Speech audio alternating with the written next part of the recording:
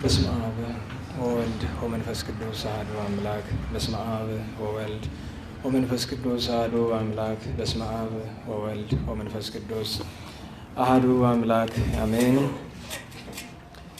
የአባቶቻችን አምላክ የቸርነት ባለቤት ወላዲተ አምላክን ለድነት የሰጠን ዘላለም ሥላሴ ከዚህ ሰዓት ከዚህ ዕለት ስላደረሰን ስለ ይቅርታው፣ ስለ ምሕረቱ፣ ስለ በጎነቱ ሁሉ ከሁሉ አስቀድሞ ስሙ የተመሰገነ ይሁንና ለእናንተም እንደሚገባችሁ በእግዚአብሔር ሰላምታ እንዴት ዋላችሁ?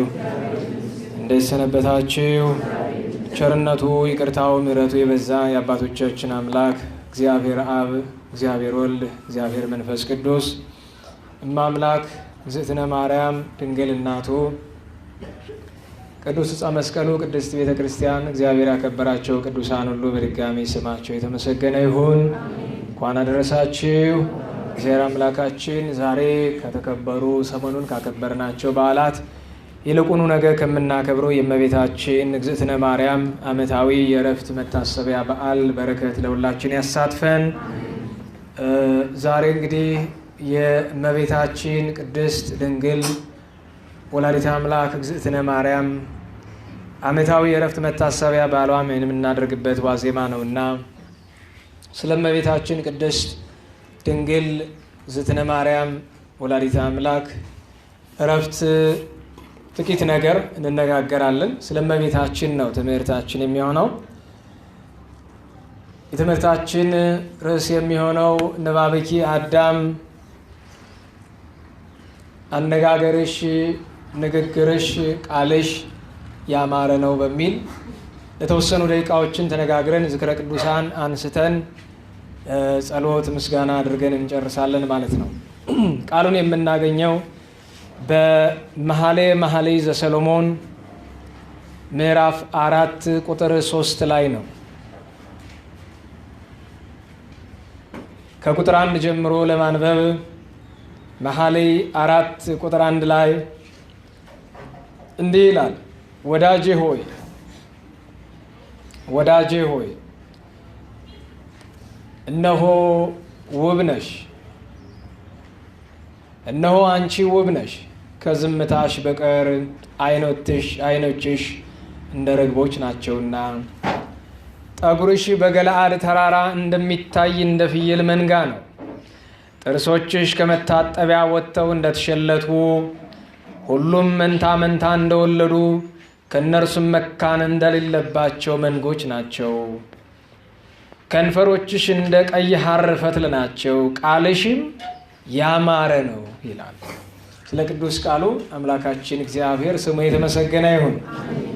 ቃልሽም ያማረ ነው፣ አነጋገርሽም ያማረ ነው፣ ድምፅሽም ያማረ ነው ይላል መፍቀሬ ጥበብ ጠቢበ ጠቢባን ነቢየ ጽድቅ ወልደ ዳዊት ንጉሠ እስራኤል ሰሎሞን።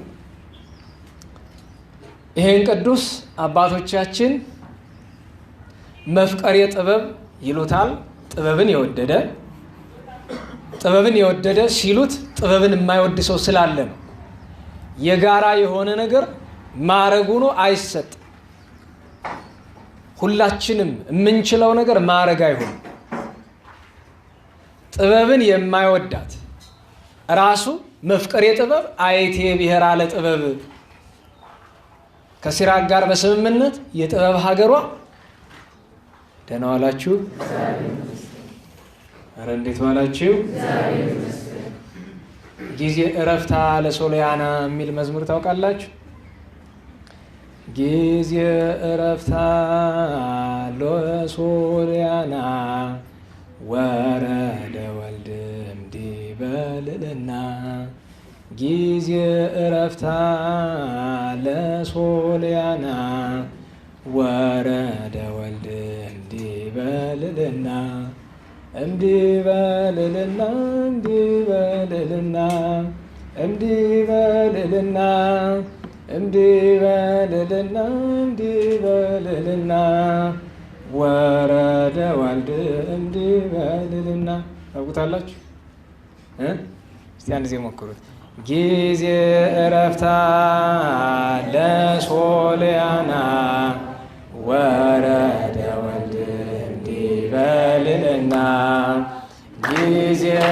እረፍታ ለሶልያና ወረደ ወልድ እንዲበልልና እንዲበልልና እንዲበልልና እንዲበልልና እንዲበልልና እንዲበልልና ወረደ ወልድ እንዲበልልና እንዲበልልና እንዲበልልና እንዲበልልና እንዲበልልና እንዲበልልና ወረደ ወልድ እንዲበልልና ጊዜ እረፍታ ለሶልያና። ሶልያና የተባለች እግዝእትነ ማርያም ናት። በግሪክ ልሳን በግሪክ ቋንቋ ሶልያና ብርህት ወርህ፣ የበራች የጠራች ጨረቃ፣ ብርሃናዊት ጨረቃ እንደማለት ነው። ሶልያና ብርሃናዊት ጨረቃ፣ የበራች የጠራች ጨረቃ ማለት ነው። ጊዜ እረፍታ ለሶልያና። ሶልያና ድንግል ማርያም ባረፈች ጊዜ ወረደ ወልድ እንዲበልልና ወልደ እግዚአብሔር ከልዕልና ከሰማያዊ ልዕልና ወረደ። ድንግል እናቱን ለመቀበል ወረደ። ምክንያቱም በድንግል ማርያም እረፍት ላይ የተደረገ ነገር ለፍጡር ከዚያም በፊት አልተደረገም፣ ከዚያም በኋላ አይደረግም በፍጹም። ብዙ እመቤታችን እረፍቷ ላይ የነበረው ክብር አልተነገረም። ለዚያ ነው ወልደ እግዚአብሔር ከልዕልና ወረደ። ወደ ትምህርታችን ስንመለስ ሰሎሞንን ቅዱስ ሰሎሞንን መፍቅሬ ጥበብ ይለዋል። ጥበብን የማይወዳት አለ። ለምሳሌ የዘመኑ ሰው፣ የዘመኑ ወጣት አይደለም ያልኩኝ፣ የዘመኑ ምንድን ሰው ሁሉም እኮ ከራስ እስከ እግሩ ትልቅ ትንሽ የለውም እኮ። አብዳን የሚለው መጽሐፍ የዚህን ዘመን ሰው ጨርሶ ነው። ቅዱሳኑን ደጎቹን ለይተን ትተን ግን በእድሜ ደረጃ መልካምነትን ከፍለን አናስቀምጠውም። አብዛኛው ልብ የሌለው ሰውን ብትቆጥሩት እድሜ ጠግበው፣ እድሜ ጠግቧል፣ ልብ ግን አልጠገበም። እድሜ ጠግቧል፣ እውቀት አልጠገበም። እድሜ ጠግቧል፣ ደግነት አልጠገበም። በወጣቱ ብቻ መፍረድ አጓጉለው። ስለዚህ መፍቀሬ ጥበብ ማለት ጥበብን የሚወዳት ሰው፣ ጥበብን የሚወድ ሰው ሁል ጊዜ ስለማስተዋል ነው የሚጨነቅ። በሚነገረው ነገር ሁሉ ግር ብሎ አይደለም። እስቲ እንደው በሞት እንዴት ዋላችሁ? እንዴት ዋላችሁ? የታገቱ ተማሪዎች ቁጥር ስንት ነው? ደህና ዋላችሁ? ስንት ነው የታገቱ ተማሪዎች ቁጥር?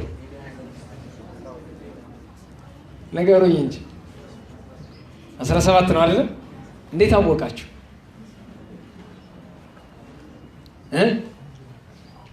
ንገሩኝ፣ እንዴት አወቃችሁ? ወሬ አምናችሁ? አይጉዴ!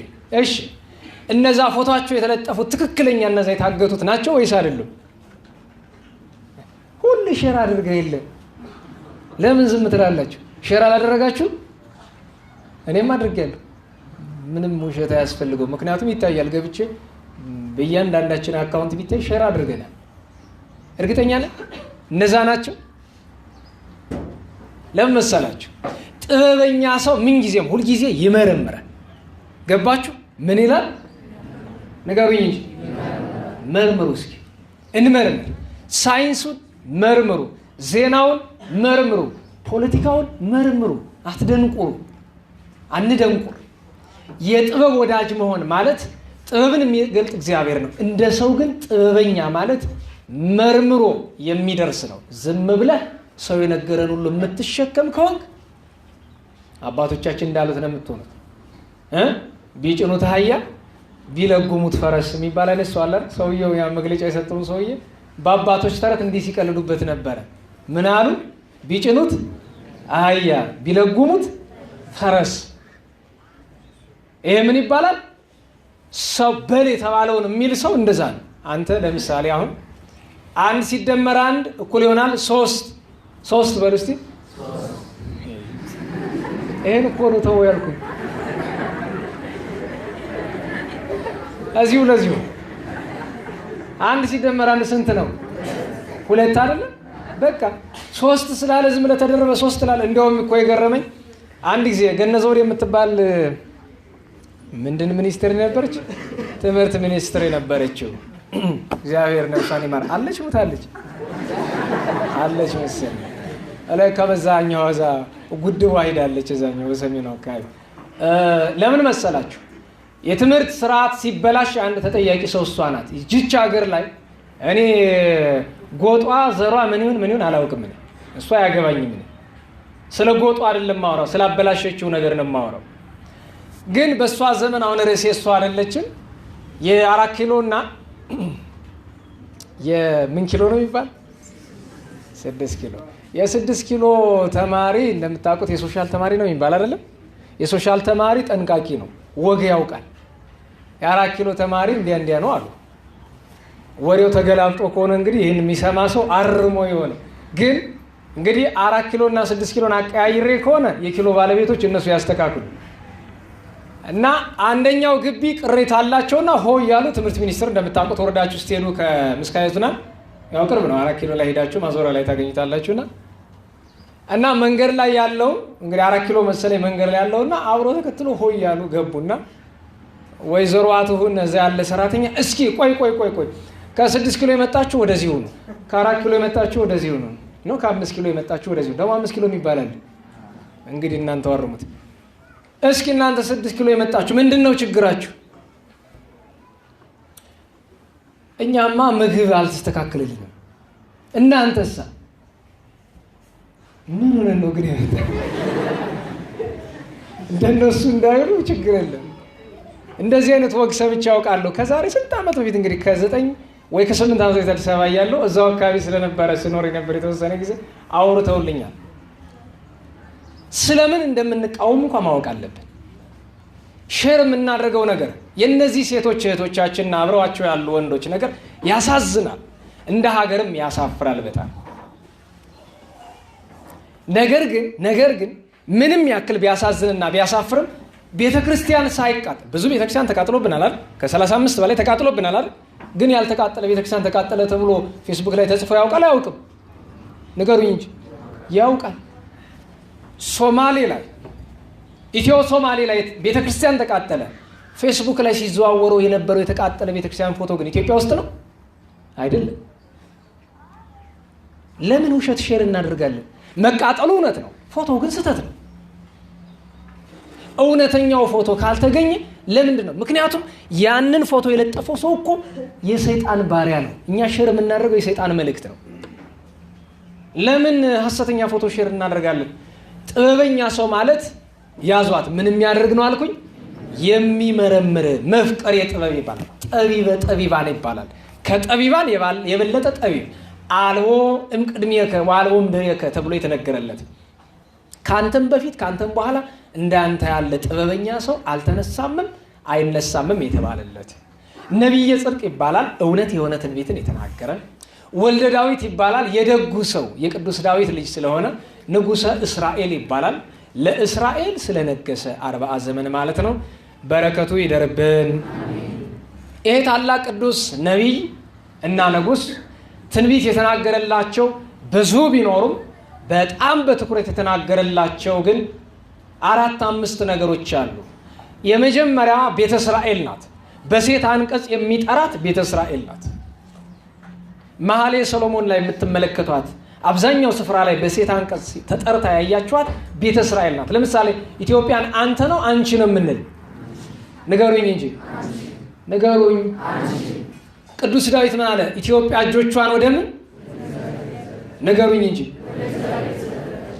ኢትዮጵያ ምን እጅ አላት አያችሁ ምን ይባላል በስመ ማህደር ይጼዋ ሀዳሪ አሁን ኢትዮጵያ እጆቿን ሲባል በኢትዮጵያ ማለት ማን ነው ህዝቦቿ ሰዎቿ ቅዱሳኖቿ ደጎቿ ስለዚህ ኢትዮጵያን አንቺ ብሎ ቅዱስ ዳዊት በሴት አንቀጽ ትንቢት እንደተናገረላት ቅዱስ ሶሎሞን አንድ የተናገረው አንቺ ያለ ለቤተ እስራኤል በሴት አንቀጽ ከዚያ ለኢየሩሳሌም ከዚያ ለወንጌል ተናግሯል ለቤተ ክርስቲያን ቅድስት ተናግሯል እኛ ግን ዛሬ ለጉዳያችን የምንፈልገው ፍጻሜው ስለ ድንግል ማርያም ነው። ቃልሽ፣ ንባብሽ፣ አነጋገርሽ፣ ድምፅሽ ያማረ ነው። ንባብኪ አዳም፣ ቃልሽ አነጋገርሽ ያማረ ነው። እንዲህ ብሎ የተናገረላት ቤተ እስራኤል አለች። እንዲህ ብሎ የተናገረላት ምክንያቱም ቤተ እስራኤል ቃሏ የሚባሉ ነቢያት ካህናት ናቸው። ነቢያት ካህናት ወለላ የሆነውን ሕገ እግዚአብሔር ስለሚናገሩ የነቢያት የካህናት አንደበታቸው፣ ቃላቸው፣ ድምፃቸው፣ አነጋገራቸው፣ ንባባቸው ያማረ ነው፣ የሰመረ ነው።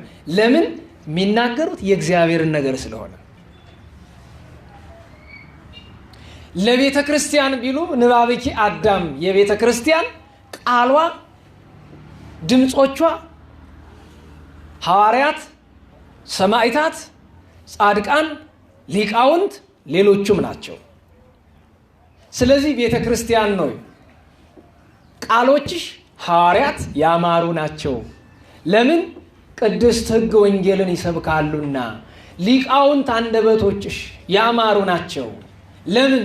ምስጢረ ሥላሴን ምስጢረ ሥጋዌን አመስጥረው አራቀው አስፍተው አምልተው አጉልተው ያስተምራሉና።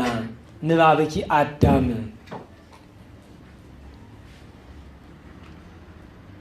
እመቤታችን ድንግል ማርያምን ግን ንባብኪ አዳም፣ ቃልሽ ያማረ ነው፣ የሰመረ ነው። ድምፅሽ እንዲያው ከመጀመሪያ የእመቤታችን ድምፅ የሰሙ ስንት ይሆኑ? እመቤታችን እረፍት ስናስብ ዛሬ የምናነሳው እመቤታችን ከተወለደች ጊዜ ጀምሮ 64 ዘመን ሲሞላት አንድም ቀን ስህተት የሆነ ነገር ተናግራ አታውቅም። ከልጅነቷ ከሕፃንነቷ ከእናቷ ማኅፀን ጀምሮ የመንፈስ ቅዱስ ማደሪያ ናትና መንፈስ ቅዱስ ዘወትር በሁለንተናዋ አለና ፈጽሞ ከሷ አንደበት ወጥቶ ያለ ቅዱሳን ሐዋርያትን ብናደንቃቸው መንፈስ ቅዱስ ሳይወርድላቸው ጌታችንን ሊሰቀል ቢመጣ አትሰቀል፣ ፈጣሪ ሆኖ እያለ ኤልያስ ነው ኤርምያስ ነው እስከ ማለት ድረስ ደርሰዋል። በአንደበታቸው ቅድመ ርደተ መንፈስ ቅዱስ ሰው ናቸውና ሕጸጽ ተገኝቷል።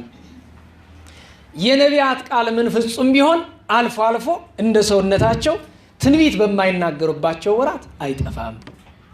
ሊቃውንትም ቢሆን እንደዚያው። የድንግል ማርያም ግን ከጊዜ ልደታ እስከ ጊዜ እረፍታ 64 ዘመን ስትኖር ከአንደበቷ የወጣ ክፉ የለም። ከአዋልድ መጻሕፍትና ከቅዱስ መጽሐፍ ድንግል ማርያም የተናገረቻቸው ቃል ከአንደበቷ በወጣበት ጊዜ ሁሉ ምን እንደተናገረች እንመልከትና ንባብኪ አዳም፣ ድንግል ሆይ ቃልሽ አነጋገርሽ ያማረ ነው። መጀመሪያ ግን ሶስቱን ረድ። መጀመሪያ ቃልሽ ሲል ምን ማለት ነው? ያማረ ሲል ምን ለማለት ነው? ቃል ሲባል አንደኛ ድምፅን ይወክላል፣ ሁለተኛ ንግግርን ይወክላል፣ ሶስተኛ በንግግር ውስጥ የሚተላለፈውን መልእክት ይወክላል። ያማረ ነው ሲባል ለጊዜው ለሚሰማው ሰው ደስ ያሰኛል፣ ለፍጻሜው ግን ያማረ ማለት ሰምተውት ሕይወት የሚሆን ወደ እግዚአብሔር የሚያደርስ ነው ለማለት ነው። ንባብኪ አዳም፣ አነጋገርሽ ቃልሽ ያማረ ነው። በምን እንጀምራለን? በድምጿ።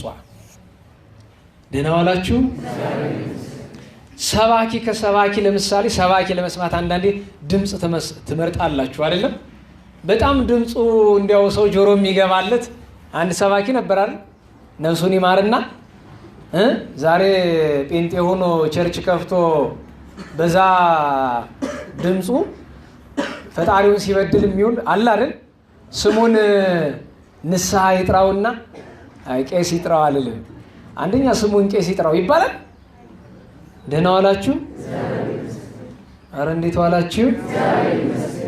ከዚህ በላይ ማለት አትችሉም። የነፍስ አባት ንስሐ አባት አላችሁ አይደለም? ክርስትና ስማችሁን በጸሎት ጊዜ ይጠራሉ አይጠሩም? እና ስሙን ቄስ ይጥራው ይባላል።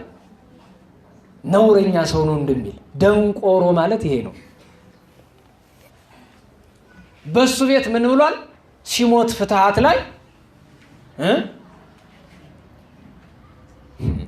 እግዚኦ አይርፍ ነፍሰ ገብር ከገሌ ተብሎ ይጠራ ይሙት ነው። ስሙን ቄስ ይጥራው ማለት ይሙት ብሎ እርግማን እኮ ነው በሰው አስተሳሰብ። ግን አባባሉም ደግሞ አንድ ጸያፍ ነው፣ ሁለት ስህተት ነው። ቋንቋውን እንኳን እና ባህሉን ያልጠበቀ ነው። እኔ ግን ምን አልኩኝ? ያን ሰውዬ ስሙን ምን ይጥራው? ንስሐ ይጥራው። እግዚአብሔር ለንስሐ ሞት ያብቃው።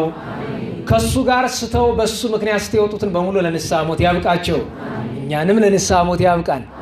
አንዳንዴ ኦርቶዶክሱ ስለተቀመጥ የመንግስተ ሰማያት ቁልፍ ያዝክ እንዳይመስልህ። ካልሰራህባት እዚችም ሃይማኖቱን ገሃነመ እሳት ትወርዳለህ።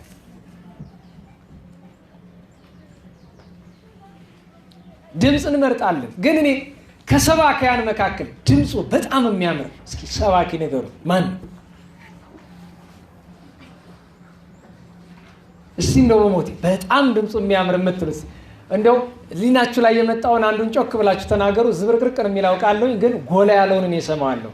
አንድ ሁለት ሶስት ልበልምችው እንደሱ ንገሩኝ። ማን ነው?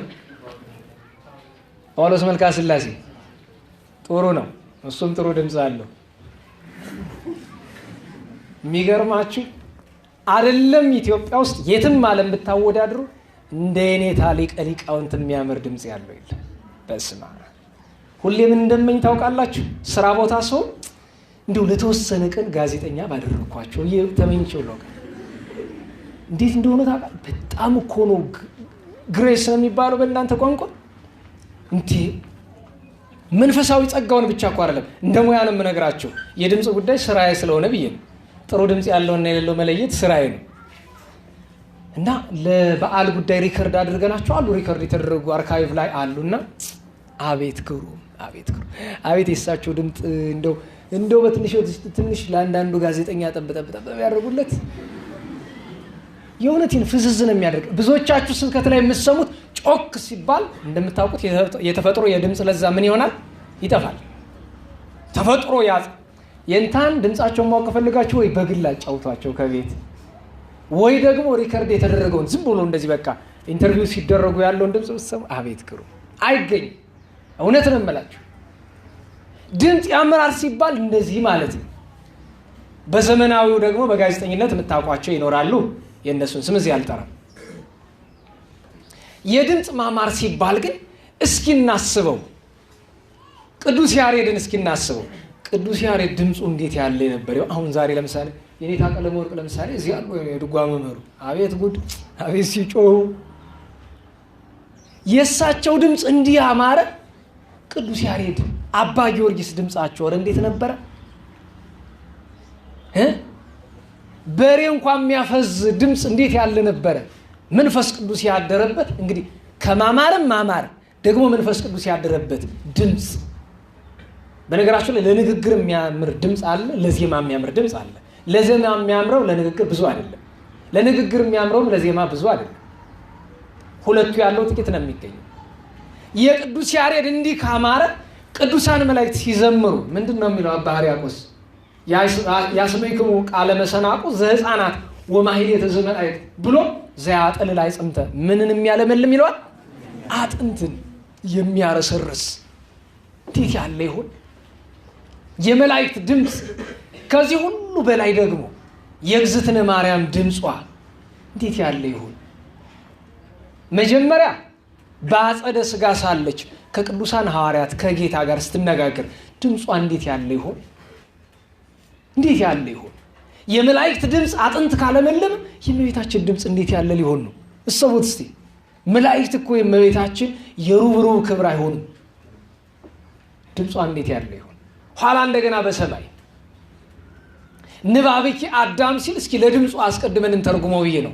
ድምጿ ቅዱስ ኤፍሬም ሶርያዊን ስታናግረው ሰላም ለከ ፍቁር ኤፍሬም ወፍቁረ ወልዴ መጻይኩ ሀቤከ ከመ ተወድሰኒ ዮምኒ በዛቲ ዕለት ብላ ስትለው አመስግነኝ ወዳጄ ቅዱስ ኤፍሬም የልጄ ወዳጅ መጣሁልህ ስትለው እኔ ድምፁ አይንን ይመስላል እንዳልላችሁ አላውቁም፣ አልሰማሁትም። የሰሙት ግን እንዴት እንደሚል አንድ ቀን በሕይወተ ሥጋ እያለን እንሰማ ይሆናል። ምክንያቱም የሚሰሙ ደጎች አይጠፉም። ግን እነሱ ስላችሁ ደግሞ እዛ በዩቲዩብ ምናምን እንደምትንጨረጨረው ሴት እንዳይመስላችሁ፣ የእውነቶቹን ማለት ነው። ዝም ብለህ በዚህ በዩቲዩብ መንጨርጨር አይደለም። ትልቁ ልለው የምችለው የእመቤታችንን ድምጿን ለመስማት እግዚአብሔር ያብቃን። ይህንን ብዬ ነው የማልፈው። አንደኛ ድምጿ፣ ሁለተኛ ንባበኪ አዳም፣ አነጋገርሽ ያማረ ነው። ማለትም የሰውን ልቡና ደስ የሚያሰኝ ነው። እግዝእትነ ማርያም በዘመኗ ሁሉ ማንንም የሚያስከፋ ንግግር አድርጋ ታውቃለች። ኢያቄም ሐና ጋር 3 ዓመት ከ7 ወር ስትኖር የሚያስከፋ ንግግር ይኖራት ይሆን? አይ ሕፃን ልጅ ማውጥሩን እንኳን እግዝእትነ ማርያም ሕፃን ልጅ ምን የሚያስከፋ አነጋገር ይኖረዋል? 3 ዓመት ያልሞላው 4 ዓመት ያልሞላው ሕፃን ምን ያስከፋል? እንዲሁም በኮልታፋ አነጋገሩ ደስ ያሰኛል፣ ያጫውታል እንጂ። ቤተ መቅደስ ከገባች ጀምሮ 12 ዓመት በቤተ መቅደስ ስትኖር ካህናትን፣ ሊቃነ ካህናትን፣ ዘካርያስን፣ ስምዖንን፣ ሌሎችን ሁሉ የሚያስከፋ ንግግር ምን አድርጋ ታውቃለች? ምንም። ከቤተ መቅደስ ወጥታ ከአረጋዊ ዮሴፍ ጋር ከመጽነሷ በፊት ጊዜ የለም። ከጸነሰች በኋላ ግን 9 ወር፣ ከወለደች በኋላ እንደገና 16 ዓመት ከአረጋዊ ዮሴፍ ጋር ስትኖር አረጋዊ ዮሴፍን ነው ወይስ 4 ወንድ ልጆቹን ነው? ያዕቆብን፣ ዮሳን፣ ይሁዳና ስምዖንን ወይስ ሴት ልጁን ሰሎሜን ነው? ማንንም የሚያስከፋ ንግግር አድርጋ ታውቃለች? ማንንም። ለዚያ እኮ ነው ቅዱስ ዮሴፍ አረጋዊ ፈላስፋው ዮሐንስ መጥቶ ይህች ብላቴና ጸንሳለች መርምራት ብሎ አለው። ገብቶ ከመናገሩ በፊት ምን እንዳለው ታውቃላችሁ? እንኳን በተግባር በንግግር በሐሳብ ክፉ ነገር አላውቅባት ማለት ቅዱስ ዮሴፍ አረጋዊ አላውቅባት። ለዚያ እኮ ነው አልብኪ ነውር ወኢምንትኒ በላዕሌኪ፣ ባንቺ ላይ አንዲትም ነውር በአሰራርም ቢሆን ባነጋገርም ቢሆን ባስተሳሰብም ቢሆን። እስኪ አስቡት፣ በቃሉም ማይስት ሰው ንዑድ ነው ይላል። አፉን መግራት የሚችል ማን ነው ይላል ሐዋርያው ቅዱስ ያዕቆብ። ዛሬ ክፉ ሳይናገር የዋለ ሰው እስቲ ያለ? በዘመናችን ሁሉ ልብ በሉ 30 ዓመት ብትኖር ነፍስ ካወቅ ከ7 ዓመት ጀምሮ 23 ዓመት ሙሉ በዓመት 365 ቀን በቀን ለ24 ሰዓት በአንድ ሰዓት ለ60 ደቂቃ ውስጥ በአንድ ደቂቃ ለ60 ሰከንድ ውስጥ አፍ ከተከፈተ ከአፍ የሚወጣው ነገር ወይ ሐሜት ነው ወይ የሆነ ክፉ ነገር ነው። ይገርመኛል። የኛ አፍ እኮ አባቶቻችን ምን ይላሉ? አፍ ሲከፈት ምን ይታያል ይባላል? ጭንቅላት። ጌታ ደግሞ ምን አለ? ከሆድ የተረፈውን ማን ይናገረዋል? አፍ። ሆድ ያባውን ብቅል ያወጣዋል እንደሚባለው ማለት ነው። የሰው ልጅ የቅድስናው መገለጫ ንግግሩም ጭምር ነው።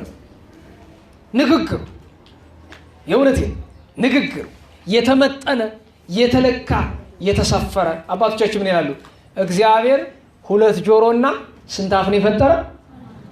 ደህና ዋላችሁ። ለነገሩ 40 አፍ ስላለን አንድ ማለት ተጨንቆናል። ስንት አፍ ነው? አንድ አይደለም። ለምን ቢሉ ይላሉ ፈላስፎቹ ብዙ እንድንሰማና ጥቂት እንድንናገር ነው። ቅዱስ ያዕቆብ የተናገረው እንደዛ ነው። ለመናገር የዘገያችሁ ለመስማት ግን የፈጠናችሁ ሁኑ ብሎ ተናግሯል። ሰው መስማትን በነገራቸው ላይ ቅድም ስለ ጥበብ ተነጋግረናል። ጥበበኛ መሆን የሚፈልግ ሰው ሁሌም ከመናገር ይልቅ መስማትን ማዳመጥን መምረጥ አለበት። ለምን በሉ? ስለተናገራችሁ እውቀት ትጨምራላችሁ። ኧረ እንዴት ዋላችሁ? ከብዷችሁ ነው ትምህርት ነው? አልገባችሁ? ይሄም አልገባችሁ። እንግዲህ እኔ በአማርኛ ነው የምናገር፣ ወይ በግዕዝ አልተናገርኩ፣ ወይ በእንግሊዝኛ አልተናገርኩ። የተረዳችሁ ነው? ከትምህርቱ ጋር ናችሁ? እግዚአብሔር ሁላችን ይቅር ይበለን። ሰው ሲናገር እውቀት ይጨምራል። እውቀት የሚጨምር መቼ ነው? ሲያዳምጥ። አዎ የሚገርማችሁ ነገር ነፍሳቸውን ይማርና ጋሽ ግርማ የሚባሉ ግርማ ጽዮን በጣም ብዙ በዚህ በዓለማዊ እውቀት እንድንሰለጥን ብዙ ጥረት ያደረጉ ትልቅ ሰው ናቸው። ኤርትራዊ ናቸው። በጣም ያለ ብዙ ሙያ ባለቤት ናቸው። 10 ቋንቋ ይናገራሉ። ግን ሱሪያቸው የተቀደደ ነው። ጫማ የላቸውም። ያው መንግስቱ በድሏቸው ኤርትራዊ ብሎ አባሯቸው ስራ አረቂ እየጠጡ ነው የሞቱት።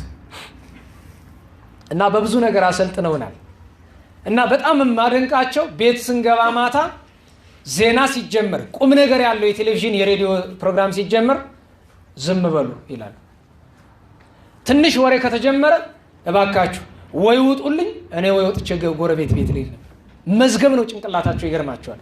በ1960ዎቹ ያነበቡትን የእኛ ሰው በደማስቆ ልቦለድ በ1996 ያውም ሰክረው እያለ ተርከውልኛል። ሙሉ በሙሉ ልቦለድ ነው። ከ30 ምናምን ዓመት በኋላ የተረኩልኝ። ጭንቅላታቸው ያስገርመኛል። የጆን ኤፍ ኬኔዲን ንግግር ዊ አሜሪካንስ ዊ ድሪንክ ላይክ አ ፊሽ ዊ ስሞክ ላይክ አ ስኔል በት ዊ ኔቨር ፎርጌት አወር ኤም የሚለውን ንግግር እሳቸው በ1996 ሰክረው ያለ ነው ከነ ታሪኩ የነገሩኝ። ከቢቢሲ ነው የሰማሁት ብለው ማለት ነው። እንግዲህ ከ30 ምናምን ዓመት በኋላ ማለት ነው።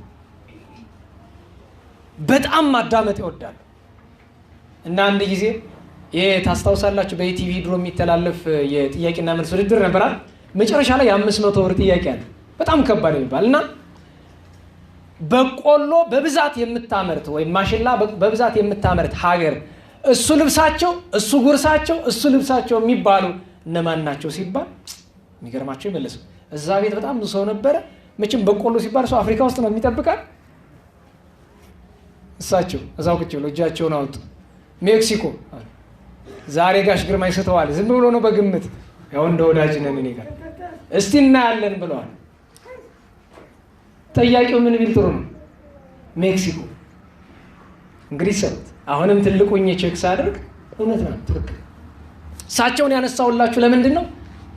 በጣም ሰሚ አድማጭ ናቸው። በዚህ ምክንያት ጭንቅላታቸው እውቀትን የተመላ ነበር። እውቀትን የምትፈልግ ከሆነ ከመናገር ይልቅ ማድመጥን ሻ። ፌስቡክ እንኳን ገብታችሁ እስኪ ልጠቁማችሁ፣ መቅረዝ ዘተዋሕዶ የሚል ፈልጉና ተከታተሉ። የኛ ዝክረ ቅዱሳን የሚል የቅዱሳን ታሪክ አለ። ከዛ ውጪ ዲያቆን ዳንኤል ክብረት የሚጽፍበት ገጽ አለ። ዲያቆን ብርሃኑ አድማስ የሚጽፍበት አለ። ዲያቆን አባይነ ካሴ የሚጽፍበት አለ። መምህር ዘመድኩን በቀለ የሚጽፍበት አለ። መምህር በሃማን ነጸረ የሚጽፍበት አለ። ፍጹም ናቸው እያልኳቸው አይደለም፣ ሊሳሳቱ ይችላሉ። ማናችንም እንደምንሳሳተው። በአብዛኛው ግን ጠቃሚ ነገር ስለሚጽፉ ፌስቡክ ገብተን ሌላ ባህር ውስጥ ከምትዋኝ የእነሱን ማታነብ እነ ገብረ እግዚአብሔር ኪደ የሚጽፉትን ማታነብ ሲሆን አትግባ ፌስቡክ። መጽሐፍን አንብብ፣ ከገባ ደግሞ እሱን ተጠቀም። ስለዚህ ማዳመጥን የመሰለ ነገር የለም። ድንግል እግዝእትነ ማርያምን ስትመለከቷት እመቤታችን ብዙ አትናገርም። አልፎ አልፎ የምትናገራቸው ግን የህይወት ቃላት ናቸው። የህይወት ቃላት ናቸው። እመቤታችን በሐሳቧም በንግግሯም በስራዋም አልበደለችም። ንጽሕት ናት፣ ጽንዕት ናት። ከዚያ በኋላ አረጋዊ ዮሴፍ ካረፈ በኋላ ከጌታችን ጋር ኋላም ከቅዱሳን ሐዋርያት ጋር ከጌታ ዕርገት በኋላ ከቅዱስ ዮሐንስና ከደናግለ እስራኤል ጋር 64 ዘመን እስከሚሞላት ድረስ ስትኖር አንድም ቀን በምንም ምክንያት የማይገባ ንግግር አድርጋ አታውቅም። ለዚያ ነው መጽሐፍ ቃልኪ አዳም ንባብኪ አዳም፣ ቃልሽ አነጋገርሽ ያማረ የሰመረ ነው ማለትም የማያስከፋ የሰው ልጅንም የማያስከፋ እግዚአብሔርንም የማያስከፋ። ይገርማችኋል እኮ ለሰው ብላችሁ ብትናገሩት ማን ይከፋል? እግዚአብሔር ይከፋዋል። ለእግዚአብሔር ብላችሁ ብትናገሩ ማን ይከፋዋል? የእግዚአብሔር ያልሆነ ሰው ይከፋዋል። የእሷ ግን ግሩም ነው። ትልቁ የእግዝእትነ ማርያም ንግግሯ የተመጠነ ጊዜ በ64 ዘመኗ የተነገረቻቸውን እኮ ብናያቸው በጣም ጥቂት ናቸው እኮ። ይገርማቸዋል ጥቂቶቹ ለእኛ የደረሱን፣ እነዛ ግን የህይወት ቃል ናቸው። እንደ መጨረሻ ላነሳው የምፈልገው እግዝእትነ ማርያም ስትኖር የተናገረቻቸው ቃላት ለኛ ያላቸው መልእክት ምንድን ናቸው? እግዝእትነ ማርያም ከኢያቄምና ከክርስቶስ ልደት 15 ዓመት ቀድማ ተወለደች። ከዓለም ፍጥረት በ5485 ዓመት ዓለም ተወለደች። 3 ዓመት ከ7 ወር በእናቷ ቤት ኖረች። ቤተ መቅደስ ገባች። ቤተ መቅደስ ገብታ 12 ዓመት ስትኖር እግዝእትነ ማርያም ንግግሯ ከሊቀ ካህናቱ ከዘካርያስና ከመላእክት ጋር ነው። ከዚህ ውጭ ከእግዚአብሔር ጋር ነው። የእመቤታችን ንግግሯ የመጀመሪያው ጸሎት ነው፣ ሁለተኛው ንባብ ነው፣ ሶስተኛው ቁም ነገር ነው። እቺ እንዳትረሱ። ደህና ዋላችሁ። ከእመቤታችን እግዝእትነ ማርያም ምንማራቸው ካፋችን ሊወጡ የሚገቡ 3 ነገሮች እነዚህ ናቸው። አንደኛ ምንድነው? ጸሎት። ጸሎት ቢል ተናግሮ ተሰብ ምስለ እግዚአብሔር። ጸሎት ማለት ሰውና ማን ሲነጋገሩ ነው? እግዚአብሔር። ሁለተኛ አንደበቷ ከተከፈተ ለንባብ ነው። የሚያነብሰው ንዑድ ነው፣ ክቡር ነው። አንደበቷ ከተከፈተ ለንባብ ነው። ምክንያቱም ሰው ብቻውን ሲሆን ጣዕም እንዲሰማው ጮክ እያለ ነበር። ለምሳሌ የቅዱስ ዳዊት መዝሙርን ተሳሃለኒ እግዚኦ በከመ እሳሂልከ።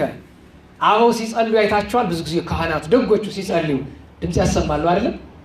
አዎ፣ እንደዚያ ነው የደግ ሰው ጸሎት። ጣል ጣል ጣል ያደርጉ እኔንታ ፀሐይ በረከታቸው ይደርብን። በቀኝ ያቆማቸውና ነመምህር የኔታ ፀሐይ መጋቢ ብሉኝ ሰላም መልካዊ ዶም ይወዳሉ። ሰላም ሰላም ለዝክረ ስምኪ በአምሃ ሰርከ ወነግሃ ማርያም ደብተራ ለኤዶም በከተማሃ ኃጢአቴ ለገብርኪ እምኮከበ ሰማይ በዝሃ እስመ እመ ቀሲስ አንቲ ሀበኒ ፍስሐ ይላል። ቀስ ብለው ማስተካከያ ነው ስጃለሁ። ንስሐ ትክክል። ፍስሐ አልኩ ሀበኒ ንስሐ ነው። እመ ቀሲስ ብሎ ሀበኒ ንስሐ። ስለዚህ ድንግል እግዝእትነ ማርያም ሁለተኛው ትልቁ ነገሯ አንደበቷ ከተከፈተ ለንባብ ነው። ሶስተኛው ለቁም ነገር። አባ ፊልያስ ተናግረው የለ እግዚአብሔር ምን ይወዳል ቢሏቸው ልበ ትሑተ ወመንፈሰ የዋሃ ወነገረ ህልወ ወኩነኔ ጽድቅ። የዋህ ልቡና፣ ትሑት ሰብእና፣ ቁም ነገርና እውነተኛ ፍርድ እግዚአብሔር ይወዳል። ሶስተኛዋ ምንድናት? ቁም ነገር። የዚህ ዘመን ትውልድ ደግሞ ምን ይወዳል? ነገረ ዘርቅ ይወዳል። ቧልት አይደለም። የሚገርማችሁ በታገቱ ሴቶች የሚቀልድ አለ። ለነገሩ ውስጥ በቤተክርስቲያን የሚቀልድ አይጠፋም። በሊቃውንት በጳጳሳትም ይቀልዳል። የምንቀልድበት ሞኝ በእናቱ ምን ይቀልዳል እንደሚባለው ጅል ምሳሌ ማለት ነው። ቀልድ የክርስቲያናዊ ተግባር ነው። ደህና ዋላችሁ። ቀልድ በሉ የክርስቲያናዊ ተግባር ነው። አዎ ጨርሶ አትሳቁ ሳይሆን ግን ደርዝ ይለቃል፣ መሰረት ይለቃል። እንዲያውም ብዙዎቻችን አለቃ ገብረሃና እንዲህ ያሉ እያለን ብዙ ባለጌ ነገር እናወራለን አይደል? አለቃ ገብረሃና ብለዋል እንዴ? አላሉም እኮ። ይሄ ዱርዬ ባለጌ ማውራት ያምረዋል፣ ቢያወራ ደግሞ ባለጌ ሊባል። ስለዚህ ምን ይላል? አለቃ ገብረሃና አንድ ቀን ይላል ሂድ ክፍታፍ ማለት ነው ዘሰት ወይድ አላሉም። እሳቸው አትዋሹ፣ ይሄን ጸያፉን ነገር ሁሉ አላሉም። ውሸት ነው። እሳቸው ሊቅ ናቸው። እኛ የምናውቅ ሊቅነታቸው ነው። አንተ አንቺ የፈጠራችሁትን ተረት አይደለም። አለቃ ገብረሃና ሊቅ ናቸው። ስለዚህ ቀልድ ሁሌም መንገድ ይስታል። አንዳንዴ በእርግጥ ቀልድ ማስተማሪያ ነው። በነገራችሁ ላይ ልጆች እያለን ቀልዶች እናያለን ነክበቦ ገዳ ምናምንና አንዳንዴ በተመለከትኩት ቀልድ የእውነት ቀልድ እንዳልሆነ እረዳለሁ። ማለት ማህበረሰባዊ ትችት የሚባል አለ አይደለም? ይሄ መራራ እውነት የሚባል እዚህ በፊት እኮ ነግሬያችኋለሁ። አንድ የነጥላሁን ዘውገ ድራማ እንደ ቀልድ የሚመስል ድራማ እያየን ካህን ናቸውና የፋሲካ ሰሞን እየዞሩ በየሰው ቤት ልጆቻቸውን ሲጠይቁ በሞቴ አፈር ሲሆን በአንድ እንጨት በሁለት እንጨት ሲሄድ እያሉ በግድ ይግቷቸዋል። ከተወሰነ ሰው ቤት በኋላ ወጥተው መሬት ላይ ተዘረሩን ያውቃል። እዚያ ሰው ድምፅ ሲሰማ ወጥቶ አዩ። ወትሮስ ቄስ እንደዚህ አይደል እንዴ? ያለ አቅማቸው ይግፉና ይሄው ልብ በሉ በሞቴ እያላጠጥቶ ማለት ነው። ምክንያቱም መጠጥ ከአንድ ሁለት በላይ በሽታ ነው። ኋላ ሁሉ ሰው እስኪያማቸው ጠብቀው ሁሉ አቤቱን ሲጨርስ ግልጥ አድርገው አይናቸውን ጨረሳችሁ ጥሩ ብለው ብድግ በሉ በየቤታችሁ ሄዱና ማስታጠቢያ ሳፋውን ተመልከቱ። ሁሉንም የቀዳችሁኝልን ሳፋ ውስጥ ነው የከተትኩት። ኋላ ምን እንደምትሉኝ ስለማውቅ ያንዳችሁንም አልጠጣሁ ብለው አሳፍረዋቸው የሁሉንም ንስሐ አባት ልጅነት ትተው ሄደዋል የሚል ይኸውን በቀል በድራማ የተመለከቱ ግን መራር እውነት ነው። የስብከት ያክል ነው። ይገርመኛል። እኔ ፊልም ተመልከቱ ቀልድ ተመልከቱ አልልም። በአጋጣሚ ከገጠማችሁ ግን መማሪያ አድርጉት እንጂ ዝም ብለህ ገልፍጥ አትሄድ፣ ዝም ብለህ ስቃ አትሄድ። ልክ አንድ ቀልድ ላይ አንዱን ካህን ሄዶ አባታችን አቤት ጦሎት ያድርጉልኝ እስኪ ለምን ዲቪ እንዲደርስኝ። ዲቪ ምንድን ነው? አሜሪካ መሄጃ። እውነት ግን ነው? አዎ። እና አሜሪካ በጦሎት የሚካሄድ ከሆነ ለራሴ ማልጦልት ታዲያ ብሎ መራራ የሆነ እውነት ለምን እንደሆነ ታውቃላችሁ? ይህንን ቀልድ የሰራው ሰው ካህናት ዲያቆናትና መነኮሳት አሜሪካን ለመሄድ የሚያደርጉትን ሩጫ እየተቸ ነው። ቀልዱ ተገቢ አይሆንም። ውስጡን ያለውን እውነት ግን አንክደውም። በአጋጣሚ ከተመለከታቸው ውስጡ ያለውን መራር እውነት መውሰድ። ያም ሆኖ ግን ቀልድ ክርስቲያናዊ ተግባር ነው። ኮሜዲ የሚባል ነገር በቤተክርስቲያን ጸያፍ ነው፣ ከኃጢአት ነው ቆጥሮ፣ ምንም ጥያቄ የለውም። ፌዘኞች ዋዘኞች ብለውን መጽሐፍ ከኃጢአት ነው የሚቆጥረው። ኮሜዲ ቀልድ ነው፣ ፌዝ ነው፣ ሌላ ነገር የለውም። በእንግሊዝኛ ብታንቆለጳጵሰው ዞሮ ዞሮ ፌዝ ነው፣ ቀልድ ነው። እግዝእትነ ማርያም አንደበቷ ከዚህ የተቆጠበ ነበረ። በ12 ዓመት ሙሉ 3 ነው ስራዋ። ዝቅ ብሎ ቁም ነገር፣ ከፍ ብሎ ንባብ፣ ከፍ ብሎ ጸሎት፣ ስባሄ ነው። የምትነጋገር ከቅዱሳን መላእክት ጋር፣ የምትነጋገር ከእግዚአብሔር ጋር፣ የምትነጋገር ከካህናት ከሊቃነ ካህናት ከነ ዘካርያስ ጋር ነው። ቤተ መቅደስ ኖረች። ቤተ መቅደስ ልትወጣ ስትል ካህኑ ዘካርያስ መጥተው በምቀኝነት ይህች ሴት ትውጣ፣ ለምን 15 ዓመት ሞልተዋታል፣ መቅደሳችን ታሳልፋለች፣ እንደነሱ መስሏቸዋል። በነገራችሁ ላይ ሌባ ሁሉ ሰው ምንድን ነው የሚመስለው? ያው ሌባ ነው የሚመስለው።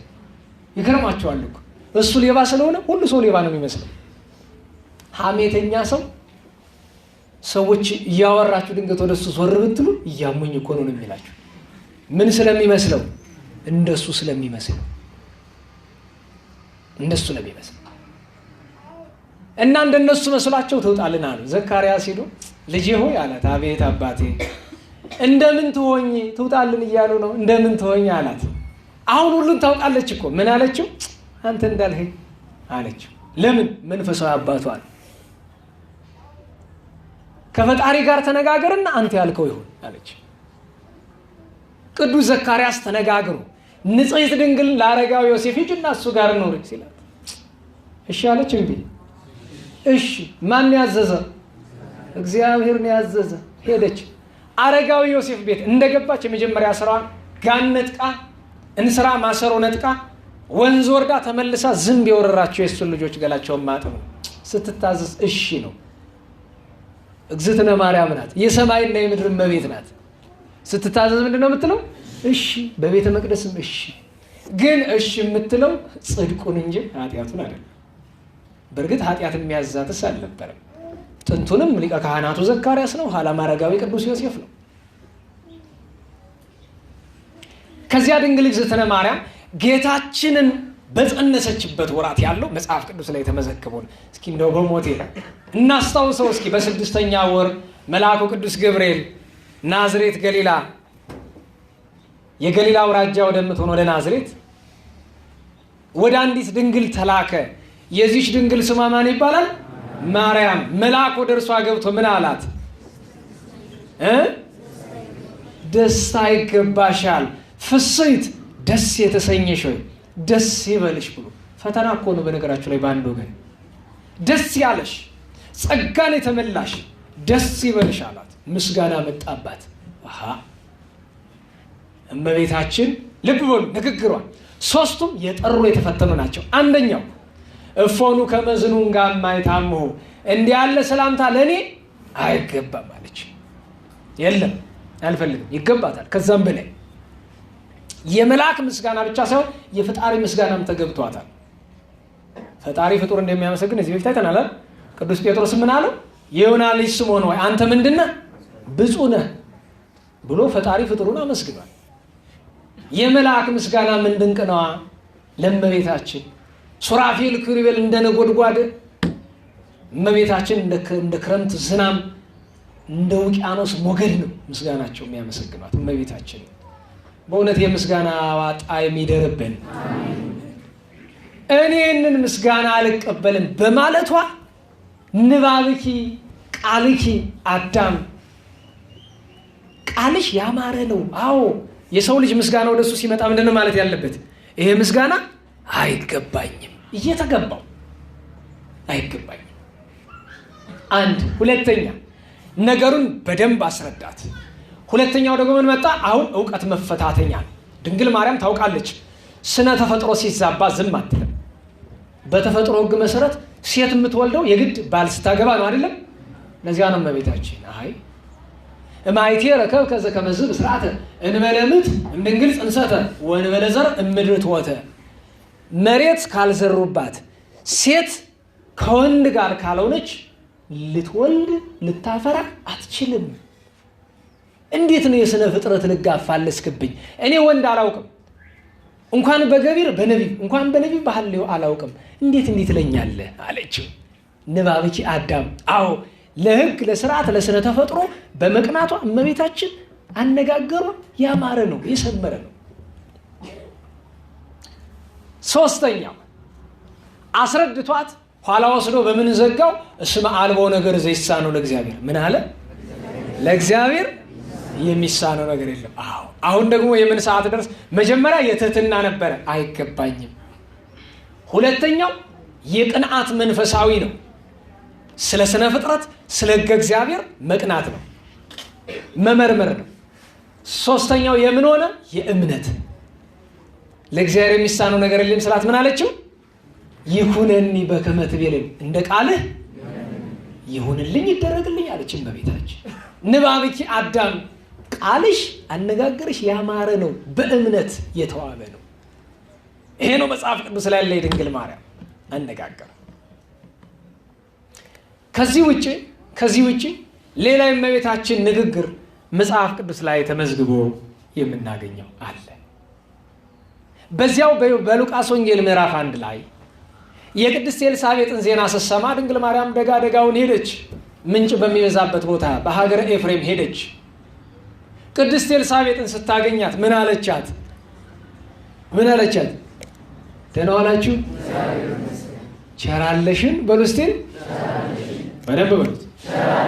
ወይ በእናንተ ልሳን ሰላም አለቻት። ልብ በሉ። ንባብኪ አዳም፣ ከድንግል ማርያም ከአንደበቷ የወጣ ያ ቃል በቅድስት ኤልሳቤጥ ጆሮ ሲገባ በኤልሳቤጥ ላይ ምን መላ ይላል? ንገሩኝ። ከማማር አልፎ መንፈስ ቅዱስን የሚያስመላ ቃል እንዴት ያለ ነው! ንባብኪ አዳም፣ ቃልሽ ያማረ ነው በእውነት መንፈስ ቅዱስ። አርያ ብቻ አይደለም ደግሞ ገባ ወደ ውስጥ። የት ደረሰ? ማህፀን ላይ ደረሰ። ማን ሰማ? ያ በውጭ ያለውን ነገር የመስማት አቅሙ በጣም ጠባብ የሆነው በጽንስ ያለው የ6 ወር ጽንስ ቅዱስ ዮሐንስ ሰማ። ሲሰማ ምን አለ? አይጉድ! ያ ነው ንባብኪ አዳም፣ ቃልሽ ያማረ ነው።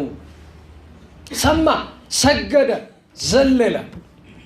መጽሐፌዋ በዋዛ ይመስላችኋል የሚናገር? ኋላ ቅድስት ኤልሳቤጥ ምንትኑ አነ ከመ ትምጽእ ኀቤሙ ለእግዚእየ፣ የጌታዬ እናት ወደ እኔ ትመጭ ዘንድ ምንድን ነሽ ብላ ካመሰገነቻት በኋላ ቡርክት አንቲ እምአንስት፣ ከሴቶች ተለይተሽ አንቺ የተባረክሽ ቡርክት ነሽ፣ ከሴቶች ከፍጥረት የተለየሽ ነሽ፣ ንጽሕት ነሽ። ወቡሩክ ፍሬ ከርስኪ፣ የማህፀንሽ ፍሬ ቡሩክ ነው፣ ቡሩክ አምላክ ነው ብላለቻት። እመቤታችን መልሳ ምንድን ነው ያለችው? ጸሎተ እግዝእትነ ማርያም የምንለው እሰቡት እስኪ። በጸሎተ እግዝእትነ ማርያም ተራራ የነቀሉ አሉ። በጸሎተ እግዝእትነ ማርያም ባህር የከፈሉ አሉ። በጸሎተ እግዝእትነ ማርያም በደመና የተጫኑ አሉ። በጸሎተ እግዝእትነ ማርያም ሞትን ያለፉ አሉ። በጸሎተ እግዝእትነ ማርያም ሙታንን ያስነሱ አሉ። ይሄ እመቤታችን ጸሎት እንኳን እሷ ስትጸልየው እግዝእትነ ማርያም ቅዱሳን ሲጸልዩት እንዴት ያለ ነው! ተአብዮ ነፍሴ ለእግዚአብሔር ወተተሐሰይ መንፈሴ በአምላኬ ወመድኃኔ እስመ ርእየ ሕማማ ለአመቱ። የጸሎተ እግዝእትነ ማርያም ትርጉም አንድ ቀን እንማራለን። ሰፊ ነው በጣም። ይሄ ጸሎተ እግዝእትነ ማርያም የሚለው ጸሎት የድንግል ማርያም አንደበት ያማረ ነው፣ የሰመረ ነው። እንኳን እሷ ጸልያው ቅድም እንዳልኳችሁ ቅዱሳን ሲጸልዩበት እንኳን ድንቅ ያደርጋል። በነገራችሁ ላይ ከጸሎተ እግዝእትነ ማርያም የበለጠ ጸሎት አታገኙም። ከጸሎተ እግዝእትነ ማርያም የሚበልጥ ጸሎት አቡነ ዘበሰማያት ነው። የልጇ ጸሎት ነው። ልጇ ያስተማረው ጸሎት ጌታችን መድኃኔ ዓለም።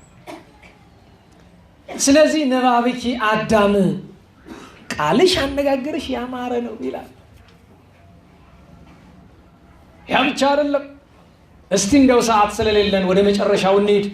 በዮሐንስ ወንጌል ምዕራፍ 2 ቁጥር 1 ላይ ቃና ዘገሊላን እናንሳ እስቲ። በቃና ዘገሊላ የእመቤታችን ድምጿ ተሰማ። ወይኑ ባለቀ ጊዜ ሄደችና ምን አለችው? ወይንኬ አልቦሙ፣ ወይን እኮ የላቸውም አለችው። የድንግል ማርያም ድምፅ ነባብኪ አዳም ድምፅሽ፣ ቃልሽ፣ ንግግርሽ ያማረ ነው። አንድም የአማላጅነት ነው። ድንግል ማርያም ስትናገር ምን እያለች ነው? እያማለደች ነው። እያማለደች ነው።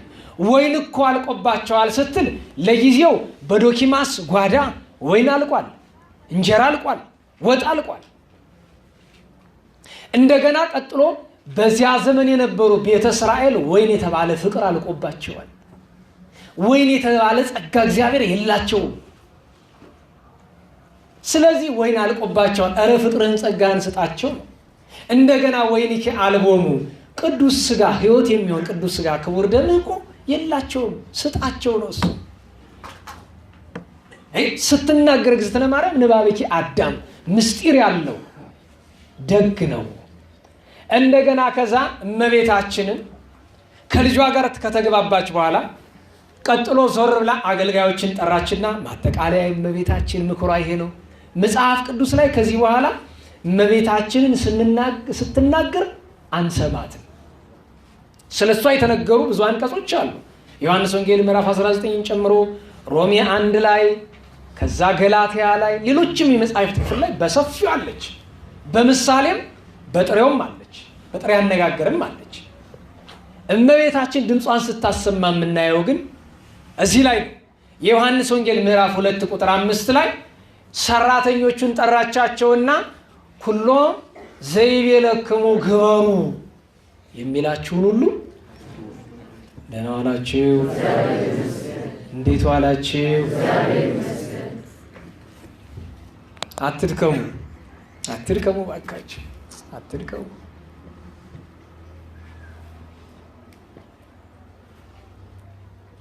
ስለ እመቤታችን ነው የምንነጋገረው። ስለ እመቤታችን እንደ አንድ እዚያኛው ጉባኤ የዩኒቨርሲቲ ተማሪዎች ጉባኤ ላይ እያለ እዚያ ስሄድ ነው ትዝ የሚለኝ። የሚገርማችሁ እዚህ ስመጣ ረሳዋለሁ። በመኑ በአምሳለ መኑን አስተማስለኪ የሚለው መዝሙር ጥሩ ነው፣ ደስ ይለኛል በጣም። አንደኛ መጽሐፍን የጠቀሰ ነው፣ ምስጢሩ ደስ ይላል። ታውቁታላችሁ አይደለም? ኧረ ጉዴ ምን ሆናችሁ ነው? አይ እችን ዛሬ እናንተ የምትማሯትንስ አይ የሆነ ቦታ ነበረ እዛ እጄ ባስተማርኳት ነው። አይ ስንት ረድኤት ነበረ። እንዴት ንቅት ብለው እንዴት ሆነው እንደሚሰማት አልነግራችሁም። ደህና ዋላችሁ።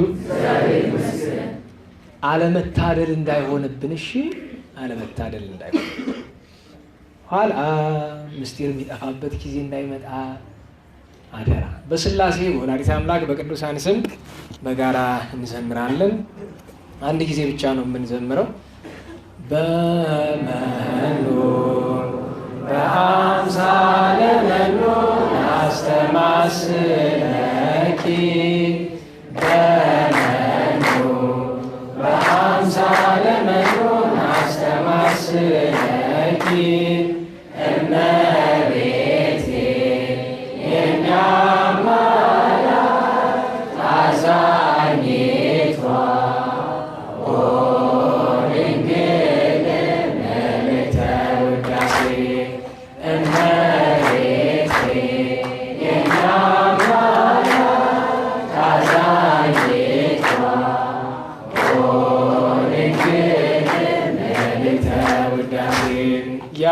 ስለ ዝማሬው አምላክ እግዝእትነ ማርያም ለድነት የሰጠን የአባቶች አምላክ እግዚአብሔር ስሙ የተመሰገነ ይሁን።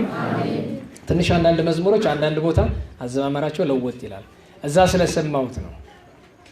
እመቤቴ የኛ አማላጅ ይላል እዚህ አካባቢ። አዛኝቱ ኦ ድንግል ምልዕተ ውዳሴ አይደል እናላችሁ። እዛ ደግሞ በዩኒቨርሲቲ አካባቢ እመቤቴ የኛ አማላጅ አዛኝቷ ኦ ድንግል ምልዕተ ውዳሴ ነው። ዞሮ ዞሮ ያው የወዝ ስለሆነ ችግር የለውም። የእመቤታችን ጣዕሟ ፍቅሯ አይደርብን።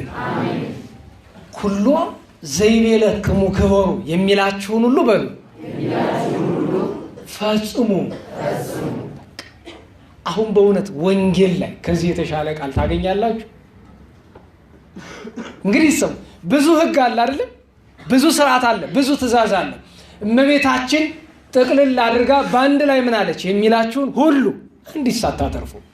ልጄ ፈጣሪ ነው፣ ልጄ አምላክ ነው፣ ልጄ የሁሉ ጌታ ነው፣ ልጄ የእውነት የስርዓት ምንጭ ነው የሚላችሁን ሁሉ አድርጉ። ንባብኪ አዳም ቃልሽ ያማረ።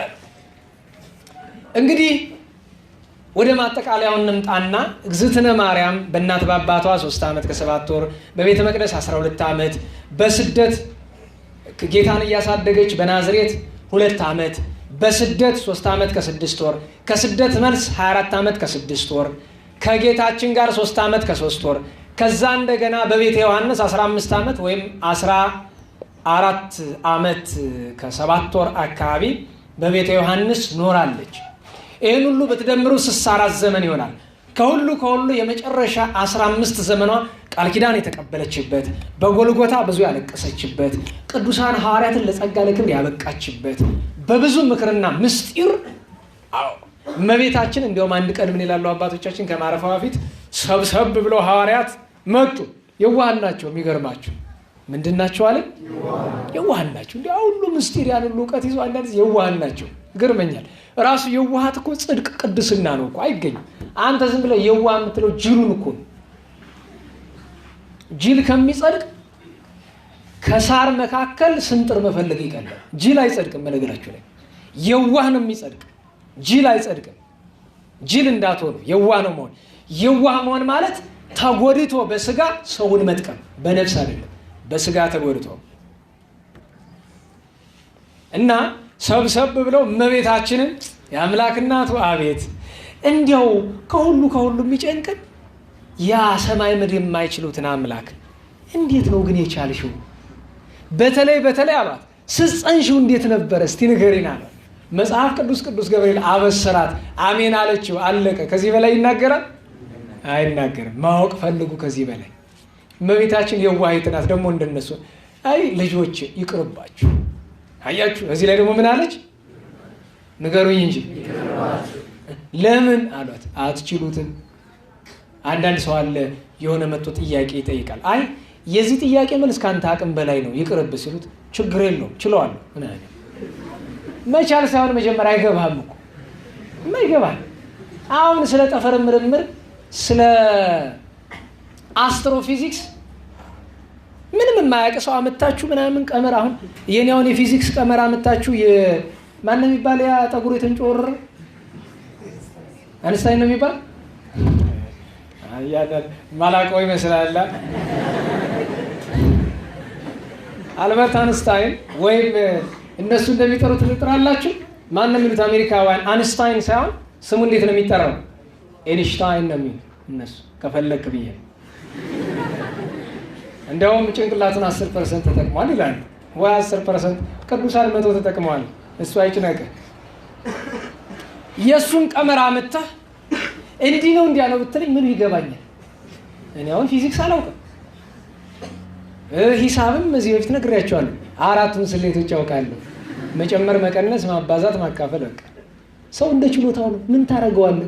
ካላወቅም ነው የት ትገባለህ? ሂሳብ ስላወቅ መንግስተ ሰማያት አትገባም። የእውነቴን ሂሳብ ካወቅ ለአስራት ተጠቀምባት።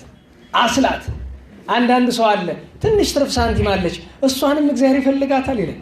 ለምሳሌ 1120 ብር ከሆነ ደሞዙ አስራቱ ስንት ነው የሚሆነው? 111 ብር። ትንሽ ትርፍራፊ ሳንቲም ካለች ሳንቲማንም ላስገባት አስገባው እንጂ ለምን አታስገባው? ሂሳብ እግዚአብሔር ከአንተ አስራት የሚቀበል ቸግሮት ይመስላል? ታማኝነትን ለመለካት ነው።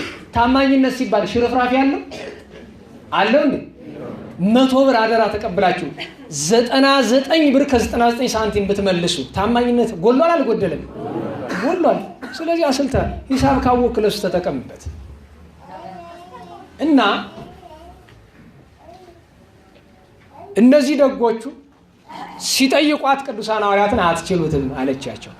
አይ ማምላክ አንቺስ ተሸክመሽዋል ደግሞ ለመስማት በእንችለዋለን ችግር የለውም አሉ። ነገሩ አንድ ጎን በየዋህነት ታስቡት እውነት ይመስላል። እሷ ስለመሸከም በነገራችሁ ላይ እግዝእትነ ማርያም እሳተ መለኮትን ተሸከመች የሚለው ንግግር መናገር ቀላል፣ መሸከም ግን ምን ያህል እንደሆነ እሷ ናት የምታውቀው። እንደዚህ አስትላቸው እሺ እንግዲያውስ ሳስበው ጭንቅ ነው የሚለኝ፣ ነፍሴ ከስጋዬ ልትለይ ትደርሳለች። ገና ሳስበው ከምስጢሩ ረቂቅነት የተነሳ ደግፉኝ አለቻቸው። እኩሌቶቹ ደረቷን፣ እኩሌቶቹ ጀርባዋን፣ እኩሌቶቹ ግራና ቀኝ አድርገው ደግፈው ያዟት። ወመጽአ መልአከ እግዚአብሔርም ሰማይ ይዞ በእዴሁ ጽዋዐ እሳት ብላ ጀመረች። ደገኛው ምስጢር ልትገባ ስትል መልአከ እግዚአብሔር መጥቶ እነሱን ተቆጥቶ እንደ ሻሽ ነው ያነጸፋቸው። መሬት ላይ የማይገባቸው ድንግል ማርያም ልትናገራቸው የማትችላቸው ምስጢሮች አሉ። ለሰው የማይሆኑ ለአባ ጊዮርጊስ ዘጋስጫ እንኳ ወነገረቷ 5 ቃላተ 5 ምስጢርን ነገረችው እንዳትናገር፣ ይሄ የምትናገር ዓለም ይናወጻል ብላቸዋለች። ከደናግል ጋር ስትኖርና እመቤታችን ድንግል ማርያም የምታርፍበት ጊዜ የደረሰና እመቤታችን ህዳር 21 ቀን በዕለተ ሰንበት በ49 ህዳር አልኩኝ ጥር 21 ቀን በዕለተ ሰንበት በ49 ዓመተ ምህረት ከክርስቶስ ልደት መንፈስ ቅዱስ እንደምታርፍ ምስጢር ገለጠላት። ታሪኩ ሰፊ ነው። መጀመሪያ እመቤታችን ስለ ሞት ስታስብ ይከብዳታል። የሚገርማቸው የአምላክ እናት ናት። አንዳንድ ሰው አለ ስለ ሞት ሲነሳ ሞት አልፈራም የሚል። ሞት ትፈራላችሁ አትፈሩ? ደህና ዋላችሁ? እንኳን ሞት ረሃብ ትፈራለህ እንዴ አንተ ደቆ? አንዳንዱ ይላል ሞት አልፈራም ግልግል አይደል ማለት አንተ እንደው እኮ የሚገርመኝ ነገር እንደው የገበሬ ቁንጥጫ የማይችል ጭንና ክንድ ይዛ የገበሬ ቁንጥጫ ስላችሁ የገበሬ እጁ ጠንካራ ለምን የሥራ ነው። አሁን እስቲ ያው እናንተ እህቶቻችሁ ልጅ ወልዳችሁን ብትቆነጥጡ እያከከችልኝ ነው የሚላችሁ። ለምን ሞቶ አላጃችሁ የለም ምንም ስራ አይሰራ ምን አይል። የእውነቴን እኮ ሶፍት የምትሉት ይሄ ወረቀት አለ አይደል? እሱ እኮ ሸካራ ነው። ይገርማችኋል። እኔውም ብዙ የሰው እጅ ይለሰልሳል። አንዳንዱ ሰው መጥቶ ሰላም ለነገሩስ እንዳንተና ማለው እንጂ እኔም ያውኛለሁ ግን ሰላም ሲል አንዳንድ ሰው ስቅቅ ይላል። አመለስለሱ ሻከር ሲል በተለይ የወንድ ልጅ እጅ በደንብ እስቲና እንደፈረንጅ አይ መቼ እኩሌታ ነው እንትኗን ትሰራላችሁ። ወንዶች ደግሞ እቺ የምትሸከሟት ነገር ጂምናዚየም ምናምን የገባች እሱ ትንሽ ያሻክራል። እኛም ቀድሞ ያቅማችን ትንሽ ተሸክመናል። ጥሩ መስሎን ኋላ እንደማይረባ ሲታወቅ ያው ቀረ እና እንዲያው ማስተዋል እንዲኖረን ብዬ ነው። ሞት አልፈራም አትበሉ። ሞት በጣም ነው የሚያስፈራ። ንስሐ ገብተው እንኳን እና አባ መቃርስ ሞታቸውን በጣም ይፈሩት ነበር። ያዛ ሁሉ ቅድስና ደርሰው እና እግዝእትነ ማርያም ራሷ እና ጌታችን ተገልጾ እናቴ ሆይ ምን ሆነሽ ነው አላት። ልጄ በአየር ያሉ ግሩማን መላእክትን በዚያ ደግሞ በባህረ እሳት ያለውን የእሳት መሻገር ያቀጭናን መንገድና በአየር ያሉ አጋንንት ፈራቸዋለሁ አለች። እናቴ ሆይ እንኳን አንቺ ላይ ስምሽን በሚጠሩ ላይ ስልጣን የላቸው ማለት እንኳን አንቺ ላይ ኋላ በሲኦል ያሉ ነፍሳትን አሳያት እና እመቤታችን ምን አለችው? ልጄ አለችው። አቤት። በሲኦል ያሉትን ነፍሳት ያወጣ በሞትህ አይደል አለችው። አዎ። ታዲያ በእኔ የሚያምን እኔ የምሰራውን እሱ ይሰራል ብለሃል። እኔ ደግሞ እንዳንተ ልሙትና ከሲኦል ነፍሳት ይውጡ ብላለችው። በሲኦል ያለውን መከራ አይታ ኋላ ምን አላት? በስምሽ ያመኑ የተማጸኑት ይወጣሉ አላት። ስለዚህ እረፍትሽ ክብርሽ ነው፣ ስጋሽን ደግሞ በመቃብር አልተውም አስነሳዋለሁ ብሎ አላት። ኋላም እመቤታችን እረፍቷን ስታውቅ ከጌቴሴማኒ በአንጻር ወዲያ ማዶ ሄዳ ጎልጎታ ላይ ነው የምትጸልይ። ተመልሳ ጽርሐ ጽዮን ላይ ቁጭ ብላ ደናግል እስራኤልን ጠራቻቸው። 12 ደናግል እስራኤል ነበሩ። ከ12ቱ ደናግል እስራኤል በቀኝ በግራዋ የማይለዩ ቅድስት ዮሐናና ቅድስት ሰሎሜ አሉ። ሁሌ በግራ በቀኝ የሚከተሏት። ሌሎች ደናግል እስራኤል አሉ፣ ንጽህናን ከእሷ የተማሩ የወረሱ። ከነሱ ጋር ቁጭ ብላ ልጄ ሆይ ፈጣሬ ጌታዬ እማርፍ ከሆነስ የሞቱትን ከስጋቸው አዋሃደ ያሉትን በደመና ጠቅሰ ቅዱሳን ሐዋርያትን አምጣልኝ አለች። ያን ጊዜ መጀመሪያ ማን መጣ? ቅዱስ ዮሐንስ ወንጌላዊ። ምን ብላ ለምና ነበረ? ይልቁኑ ግን ልጄን ዮሐንስን ቶሎ በል አምጣው አለችው። ቅዱስ ዮሐንስ ሲያስተምር እየዋለ ማታ ደመና እየነጠቀ ነው የሚመጣና ያን ሰሞን ግን ጠፍቶ ነበረ። አገልግሎት መከራ በዝቶበት ነበርና ደመና ጠቅሶ መጥቶ ከፊቷ በርከክ ብሎ ሰገድላት። ከኋላ ቅዱስ ጴጥሮስ መጣ። ሌሎቹም ሐዋርያት የሞቱትም ያሉትም መጥተው ሰብሰብ ብሎ ሰገዱላት። ልብ በሉ፣ ያችን እመቤታችን ያለችባት ጽርሐ ጽዮን ሰማይ ሆነች። በሰማይ ቅዱሳን እንደሚኖሩባት 99 ነገደ መላእክት፣ ሁሉ ሐዋርያት፣ ሁሉ አርድእት፣ ሁሉ ቅዱሳት አንስት፣ ሁሉም ነቢያት እስከዚያው ድረስ የተነሱ ቅዱሳን በሙሉ ያችን ቤት ከበቧት። ያቺ ቤት ያቺ አካባቢ ጠበባት። በረቂቅ አምላካዊ ስልጣን አጋንንት በሙሉ ከመላ ኢየሩሳሌምና ከዙሪያ ገባው እንዲሸሽ ሆነ። በሩቅ መንገድ ድውያን ሲያልፉ፣ አንካሶች ምርኩዝ ሲያልፉ የብርሃን ጨረር እየመጣ አካላቸው አንካሳው ሲቀና፣ ጎባጣው ሲቀና፣ አይነ ስውሩ ሲበራ፣ ሙት ሲነሳ ድንቅ ታምራት ተደረገ። በእመቤታችን ዕለት እሷ ካረፈችበት ቤት በርቀት የሚኖሩት ቤታቸው ተቀምጠው ሁሉ ፈውስ ምርጫ አይደለው ዝም ብሎ ያገኘውን ሁሉ የአምላክ ቸርነት ሲፈስ በድንግል እናቱ። ኋላ ቅዱስ ጴጥሮስና ዮሐንስ ወንጌላዊን ምን አለቻቸው? ልጆች ምን ታረጉ መጣችሁ አለቻቸው። ምን ብላ ጸልያ ነበረ? አምጣልኝ። ኋላ ምን አለቻቸው? ምን ልታረጉ? ለአድናቆት ነው። ጌታችን እናቴ ልታርፍ ናትና ቶሎ ፈጥናችሁ ሂዱ አለን። ለዚያ መጣን። እንዴት ታዲያ ደረሳችሁ ፍጥነት? ደመና ጠቅሰን፣ ያውም ደመናው ከወትሮ ይልቅ አሁን ፈጠነልን። እንዳይን ጥቅሻ ነው የመጣነው። ሰግዳ ፈጣሪዋን ልጇን አመሰግነች። ለማርያ ይሄንን ያደርግ። ልብ በሉ፣ ለድንግል ማርያም የእግዚአብሔር ድንቅ ስራ ምን ይደንቃል! በሁሉ ንጽሕት የሆነች እናቱ። በነገራችን ልጅ ለእናቱ ማድረግ መብቱ ነው ግዴታው ነው። እንዴት ዋላችሁ? እግዚአብሔር ግዴታ የለበትም። በእናትና በልጅ ስርዓት ግን እናቱ ጠይቀው እምቢ ይላል አይልም። ግን ደስ ብሏት አመሰግነችው። ኋላ ዕጣን አምጡልኝ አለች። ቆቆር ዕጣን አመጡላት፣ ንጹህ ዕጣን ፍህም አፈሙላት። እዚያ ላይ ዕጣኑን ጣል አደረገችላቸው። ልጅን ጥሩት፣ ለምኑ፣ ናውረድ በሉት አለች። ጸልዩ።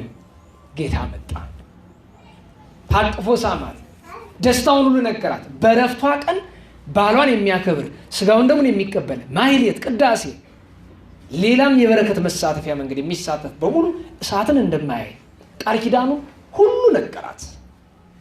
ከእመቤታችን 33 በዓላት በጣም ልዩ የሚባሉ 5 አይደሉ?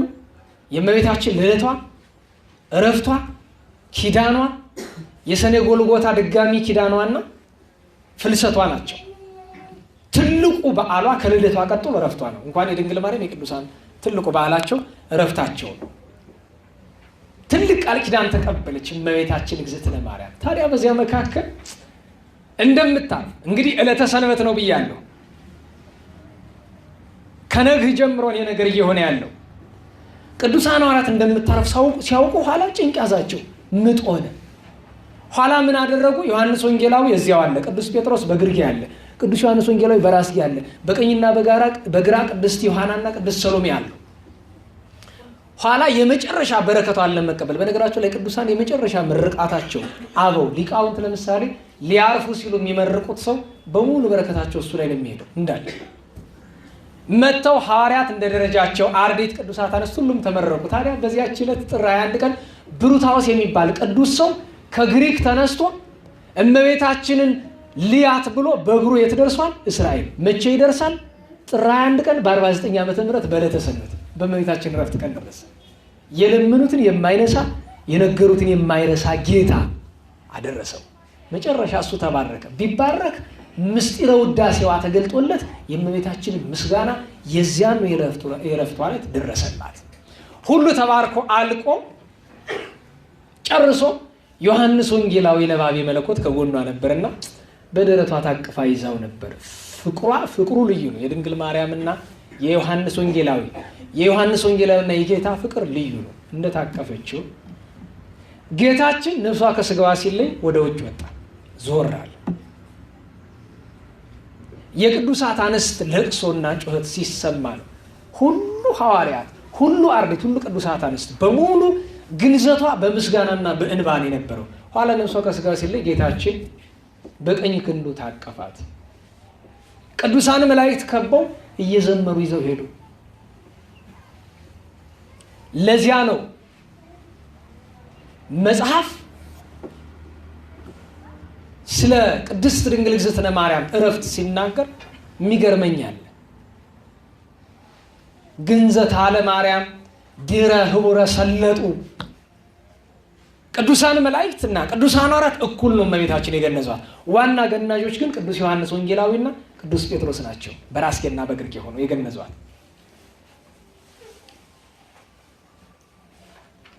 ለዚያ ነው ምናልባት ምስጋና ላይ ለግንዘትኪ ውዱስ በደክሌቱ አልባስ አመገነዙኪ አርዲተ ክርስቶስ በክብር ወሞገስ በሰጊድ ሰላም የሚል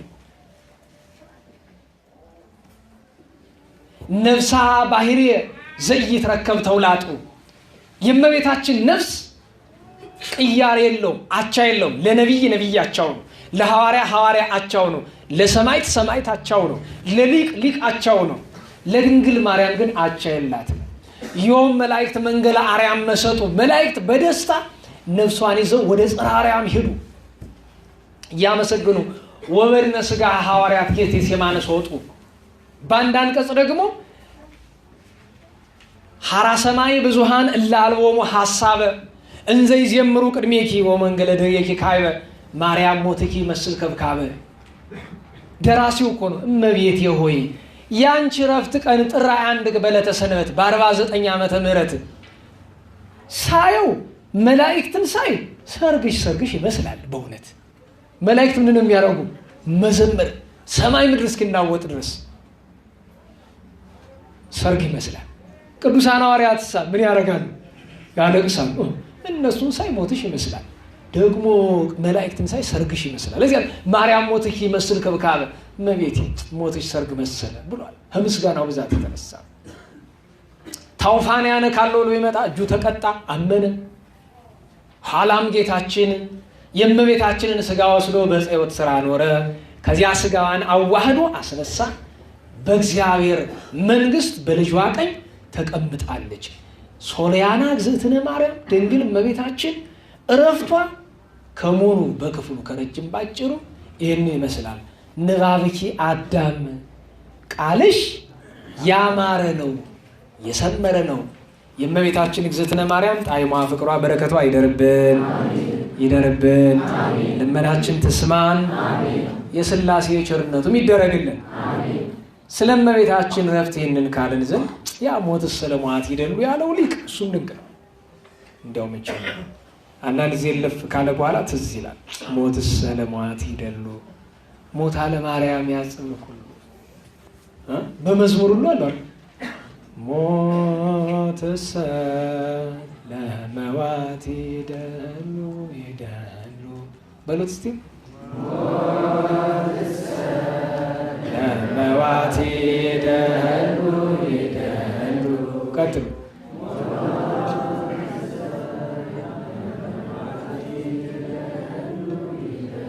ሞታ ለማርያም ያጽም ለኩሉ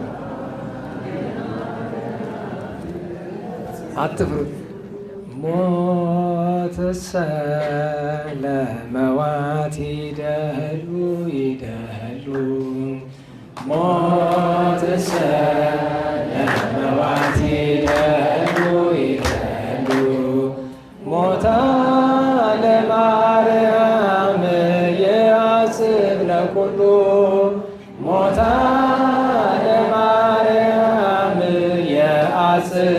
ኩሉ ሞታ ለማርያም የያጽብ ለኩሉ ሞታ ለማርያም የያጽብ ለኩሉ። ሊቁ ደግሞ ምን ይላታል? ንኢ ሀቤ ሰናይት ርግቤ መዓዛ አፉሃ ከመኮል ወኩሉ ነገር አበሰላም ይላታል። በእውነት በረከቱ አይደርብን። ሰዓት እንዳይመሽ ጥቂት ደቂቃ ነው ያለችን፣ 1-4 ደቂቃ ስማቸውን እንዘክር። ዛሬ 20 ነው። 7 እንውረድና ወደታች በ13 ተገናኝተናል። በ14 የአቡነ አረጋዊ ዓመታዊ የልደት በዓላቸው ነው። እናታቸው ዕድና ቅድስትና አባታቸው ይስሐቅ ይባላሉ። አረጋዊን ስናስብ ደብረ ዳይሞን። አቡነ አረጋዊ ማለት የኢትዮጵያ መነኮሳት አባት ናቸው። ስርዓተ ምንኩስና ከሳቸው በፊት እንደነበረ ባንዘነጋም ስርዓተ ምንኩስናን ከጳኩሚስ ገዳመ ጳኩሚስ ገዳመ ዳውናስ ያመጡልን እርሳቸው ናቸው። በረከታቸው ይደርብን። ያን ቀን ቅዱስ መክሲሞስ አባ አካለ ክርስቶስ ዓመታዊ በዓላቸው ነበረ። ታላቁ አርከሌድስ ጻድቁ ሶሪያዊ አርከሌድስ ኢትዮጵያዊ ሳይሆኑ ሶሪያዊ ኢትዮጵያ አርከሌድስ አሉ። የአቡነ አብዬ ጊዜ ረድ የነበሩ አርከሌድስ። የዚያን ቀን ሌላኛው በዓል እናታችን ቅድስት ምህራኤል፣ ግብፃውያን ሞራኤል የሚለዋት ማለት ቅድስት ምህራኤል፣ ያቺ ብላቴና፣ ያቺ ደግ ሰማዕት። እንደገና ቅድስት እምራይስ፣ እሷን በ12 ዓመቷ ሰማዕትነት የተቀበለች ናት። ሌሎችም በዓላት ነበሩ የዚያን ቀን። በ15 ቂርቆስ ወኢየሉጣ ዓመታዊ በዓላቸው ነው። እንደዚሁም የዚያን ቀን ቅዱስ ጎርጎርዮስ ዘኑሲስ፣ ቅዱስ አብድዩ ነቢዩ፣ የቅዱስ ኤልያስ ደቀ መዝሙር ዓመታዊ በዓሉ ነበረ። በ16 ሰማዕቱ ቅዱስ ፊላታዎስ ገና በልጅነቱ እናታ ተመራምሮ እንደ ቅዱስ አብርሃም ከፀሐይ ጋር ተነጋግሮ ፀሐይ አምላክ ነሽ ወይስ አይደለሽም ብትለው እኔ ፀሐይ አይደለሁም ፍጡር ነኝ፣ እውነተኛው አምላክ ራሱ ይነጋገራል አለችው። መልአከ እግዚአብሔር ተገልጦ አስተማረው። እሱ ወላጆችን ቢያስተምር አልሰማሉት። ይባስ ብሎ ላም ያመልካሉ። የሚገርማችሁ ነገር ምን ያመልካሉ? ላሙን በቀን የወይን ጠጅ ያጠጡታል፣ የወርቅ ማረዳ ያስሩለታል፣ ስንዴውን እያበሰሉ ይመግቡታል። አንዳንድ ጊዜ ይገርመኛል። በነገራችሁ ላይ የሰው ልጅ ራሱን ሲያመልክ ራሱን ጣዖት ሲያደርግ ከመሰረታዊ ፍላጎቱ በላይ ሲያደርግ ነዳያን እየተራቡ አብያተ ክርስቲያናት ለምሳሌ ሰሞኑን የእናቶች መጥተው ነበረ። የአቡነ ስነ ኢየሱስ የእናቶች ገዳም ማለታችን ነው። እንዲያው ለረሃባችን ማስታገሻ የምትሆን አንዲት እንደ ዳቦ ቤት ነገር ልናቋቋም ብለን ማሰረው ከተማ ላይ 45,000 ብር ይኖር ይሆን አለው። ኧረ እናቶች አይጠፋም፣ ችግር የለውም። በረከት የሚሳተፍ አይጠፋም፣ ግድ የለም። ልቡ የሚራራ ብዙ ሰው አለ። ግን የትም ሀገር የትም ቦታ ብንኖር ከመሰረታዊ ፍላጎት በላይ የሆነ ቅንጦት የሆነ ነገር ስናደርግ ነዳያን እዛ እየተራቡ የነዳያንን ስለሆነ ለቅንጦት እየዋልን ያለ ነው። ራሳችንን እያመለክን ራሳችን ጣዖት ማድረጋችንን ማወቅ አለብን። አንቺ ለከንፈርሽ ቀለም ገንዘብ ታወጫለሽ፣ ከንፈሩን ግን በውሃ የሚያረስበት ሳንቲም የሌለው ሰው አለ። ዛሬ ጀሪካ ውሃ ስንት እንደሚሸጥ ታውቃለች? ከውሃ ብሶ እንኳን ለውሃ ይለለዋል። አንቺ ግን ለከንፈርሽ ቀለም ገንዘብ ታወጫለሽ። አንተ ጠጉርን መፈረዣ ነገር ታወጣለህ። አንተ የውበት ሳሎን፣ እዛኛው ጉባኤ የገረመኝ ነበረ። የሴቱ ቀረና ደግሞ አሁን የምን የውበት ሳሎን መጣ? የወንድ። ወንድሜ አንተ ውበት ምን ያደርግልሃል? ወንድነትህ እኮ ነው ውበት። ነገሩ ስሪን ስጥል ነው ነገሩ የቀረ። ምን ውበት ያስፈልጋል? እንደው በሞቴ እንደው አንዳንድ ጊዜ ይገርመኛል። አንዲት እናት 2 ወንድማማቾች ናቸውና የኛ ጓደኞች ናቸው። አንደኛው ዘናጭ ነው፣ አንደኛው የኔ ብጤ ነው፣ ያው ቡትቶ ለባሽ ነውና ሁሌ ይሰድበዋል። ለምንድን ነው አንተ ራስህን የምጥል ይለዋል። ቡትቶ መልበስ ጽድቅ ነው አላልኩም። ጥርት ጽድት ብለህ ልበስ፣ እሱ ችግር የለውም። ያለችን ከውሃ ድርሳት ንጹህ ልበስ፣ እሱ ችግር የለውም። ንጹህ መልበስ ኃጢአት አይደለም። ከመጠን ያለፈውን ነው የምላችሁ። ከቤቱ ለምሳሌ 6-7 ቅያሬ የሌለው ሰው የለም። ሁላችንም እኔም ቢሆን እናንተም ብንሆን ግን ትዝ እንኳ አይለንም። የተራቆተ ነዳይ እንዳለ የተራቆተ የቆሎ ተማሪ እንዳለ ትዝ አይለም። እና በጣም ይዘበዝበዋል። ይሄኛው ልጅ ቡትቶ የሚለብስ ዓላማ ስላለው ኋላ አንድ ቀን አንዲት እናት አሉና በጣም ሲያስጨንቀው እሺ እንሂድ ከሳቸው ዘንድ አለውና እናቴ ሆይ እንደው እስቲ መልከቱን ከሁለታችን ማን ያምራል ብሏል። ትክ ብሎ አየኝ። ልጄ አንተ ታምራለህ። የትኛው ቡትቶ ለባሽ? ያኛው እንዴት አላቸው። እሱ ራሱን ነው፣ አንተ ራስህን አይደለም። እሱ ቡትቶ የሚልበስ ኬሻ የሚልበስ እሱ ጭማሪ ነገር የለው ያው። አንተ ግን አንተ አይደለም የምትታይ፣ ድሪቶ ነው የሚታይ። እውነተኛው ድሪቶ ማለት ምንድን ነው? ጠጉር ስታንፈረዝ ፍሪዝ ስታደርግ እሱ ድሪቶ ነው። ከንፈርሽን ስትቀቢ ቅንድብሽን የዚህ አካባቢ ምናምን የምታደርገውን ሁሉ ስታደርጊ እሱ ምን ይባላል? ድሪቶሽ ነው እሱ። አንቺ አይደለሽም እኮ። ምክንያቱም አንድ አዲስ አበባ አንድ ሰው ሲናገር ይሰማውታል። እህት ሜካፕሽ ያምራል ብሎ አልፎ ሄደ ሲባል እንደሰማሁት ማለት ነው። እንደዛ ነው አለ ዘንድሮ። ምንድነው የሚሻለው? ታምሪያለሽ አይደለም፣ ምንድነው የሚባለው? ሜካፕሽ ያምራል። እሱ አይደለችማ፣ ተገንዛለች በሌላ ነገር፣ በውሸት ውበት። እና ያተርፍ የምናደርገው ስርዓት አለመሆኑ ብቻ ሳይሆን የነዳያን ገንዘብ ነው ያኮ። አታውቁም? እናስተውለው ብዬ ነው። እነሱ ላም ያበላሉ ትርፍ። ኋላ ላሙን አንተ አሉ አቤት አምላክን እስቲ ተናገራለሁ። ኧረ እኔ አይደለሁም ሰይጣን አድሮብኝ ነው ላሙ። አይ ጉድ! ዛሬ አንዳንዱ አሁን እንዲያው ግጥም አድርጎ እንደው ባለስልጣን እንደው መንፈስ ቅዱስ ያደረበት ሰው ይመጣ አንዱ ይሄን ነብይ ነኝ ሐዋርያ ነኝ የሚለውን ፓስተሩን ሁሉ እኮ እንደው ወጥሮ የሚይዝ መንፈሳዊ ሰው ቢገኝ አንተ ነብይን ቢሉት ኧረ እኔ ጋኔን አድሮብኝ ነው የሚል። ለምን? ተወጥሮ ከተያዘ ተያዘ ነው። እውነቷን ያን ጊዜ ያወጣታል። ከዚያ በኋላ እናት አባቱን ላሙ በቀንዱ ቢገላቸው አስነስቶ ከሞት ታምራት ሰርቶ ብዙ መከራ ተቀብሎ ሰማዕትነትን ተቀብሎ በክብር አርፏል። በረከቱ በእውነት ይደርብን። እና አባ ዳንኤል እና ማር ጰላዲዮስ ዓመታዊ ባላቸው ነበር። እና አባ ጽሕማን እና አባ ዮሐንስ መሐሪ ሊቀ ጳጳሳት በ17ኛው ጉባኤ በዝርዝር ታሪካቸውን ያየንላቸው ቅዱሳን ጻድቃን መክሲሞስ እና ዱማቴዎስ ዓመታዊ ባላቸው ነው። በነገራችሁ ላይ ትምህርቶችን ስትፈልጉ በዚያ በሶሻል ሚዲያው በብዙ መንገድ ስላሉ ያው የሌሎችን ሰባካያን ሰምታችሁ ጊዜ ከተረፈላችሁ እኛውንም መስማት ትችላላችሁ። ምክንያቱም የኔን ቅድሚያ ስሙ አይባል የግብዝነት ነው። የሌሎችን ሰባካያን የእውነተኞቹን በተለይ የሊቃውንቱን ቅድሚያ፣ ከዛ የደጎቹን ስሙ፣ ከዛ ጊዜ ከተረፈላችሁ ደግሞ እኛንም ስሙት። መቼም አይከፋም አይጎዳም ብዬ ነው የእግዚአብሔርን ቃል ለምንናገሩ አይጎዳም። መክሲሞስ እና ዱማቴዎስ፣ ለውንዲዮስ፣ መቃሪዎስ፣ አጋቢዮስ ይዛን ቀን ነበሩ። በ18 የቅዱስ ጊዮርጊስ ሊቀ ሰማዕታት ዝሮተ አጽሙ ዓመታዊ በዓሉ ነበረ። ሊቀ ሰማዕትነትንም የተቀበለበት ቅዱስ ባጦስ ኢትዮጵያዊ ጃንደረባ አቢሜሌክ መልከጼዴቅ አቤላክ ይሉታል። ደገኛ ሰው ነው። የሐዋርያት ሥራ ምዕራፍ 8:26ን ማንበብ ብቻ ይበቃል የዚህን ቅዱስ ክብር ለመናገር። እስከ እንደ የደረሰ ሐዋርያዊ አገልግሎት የነበረው ነው። የዚያኑ ቀን ደናግል ቅዱሳት ማርያው ማረታ፣ አባ ዳንኤል ታላቁ ኢትዮጵያዊ ሊቅ በአፄ ዘርዓ ያዕቆብ ዘመን የነበሩት እና ያዕቆብ ዘንጽቤን ከሰለስቱ ምዕት አሰርተው 8 ርቱዓነ ሃይማኖት አንዱ ያዕቆብ ዘንጽቤን ዓመታዊ በዓሉ ነበር። በጣም ደገኛ ታምራት ሰሪ ድንቅ አድራጊ የእመቤቴ ወዳጅ የቅዱስ ኤፍሬም ሶርያዊ የአባ ስምዖን ዘአምድ መምህር ነበር። በ19 ከሰባቱ ከዋክብት አንዱ አቡነ ያፍቅረነ እግዚ ጌታ ይውደደን ማለት ነው። አፍቀረነ እግዚ ጌታ ወደደን፣ ወዶን ሞተልን፣ ሞትን ድል አደረገልን ነው አፍቀረነ እግዚ። ጻድቁ ከሰባቱ ከዋክብት አንዱ ናቸው። በጣና በአክሱም በደንብ ይታወቃሉ። የመድኃኒነ እግዚ ልጅ የአቡነ ሳሙኤል ዘዋልድባና የአሳይ ዘመን እንዳባ ጓደኛ ናቸው። ብዙ ድንቅ ታምራት ያላቸው። ገድላቸው እንግዲህ በብዛት የሚገኘው አክሱም አካባቢ ነው። በተለይ ማህበረ ዴጌ ወይም ጻድቃነ ዳጎይ ላይ ስትሄዱ የእሳቸውን ታሪክ በሰፊው ታገኙታላችሁ። በ19 እሱ ነበረ። ዛሬ በ20 ሰማዕቱ ቅዱስ አክሎግ ብሂል ጥዑም በሀበ እግዚአብሔር ይላል። በእግዚአብሔር ዘንድ ጣፋጭ ተወዳጅ ማለት ነው። ልጁን በስም የጠራውን እምርልሃለሁ ብሎታል። እና ትናንት ስም አውጡ ብላ ስትል 7 ስም ስንሰጣት አንዷ አክሎግ ናት። ማስተዋል ያለው ሰው ከቃል ኪዳን ለመሳተፍ እንዲህ ያለ ስም ያወጣል። አክሎግ በእግዚአብሔር ዘንድ ጣፋጭ ተወዳጅ። ገና በሕፃንነቱ ወንጌልን ተምሮ መንገድ ላይ ሲሄድ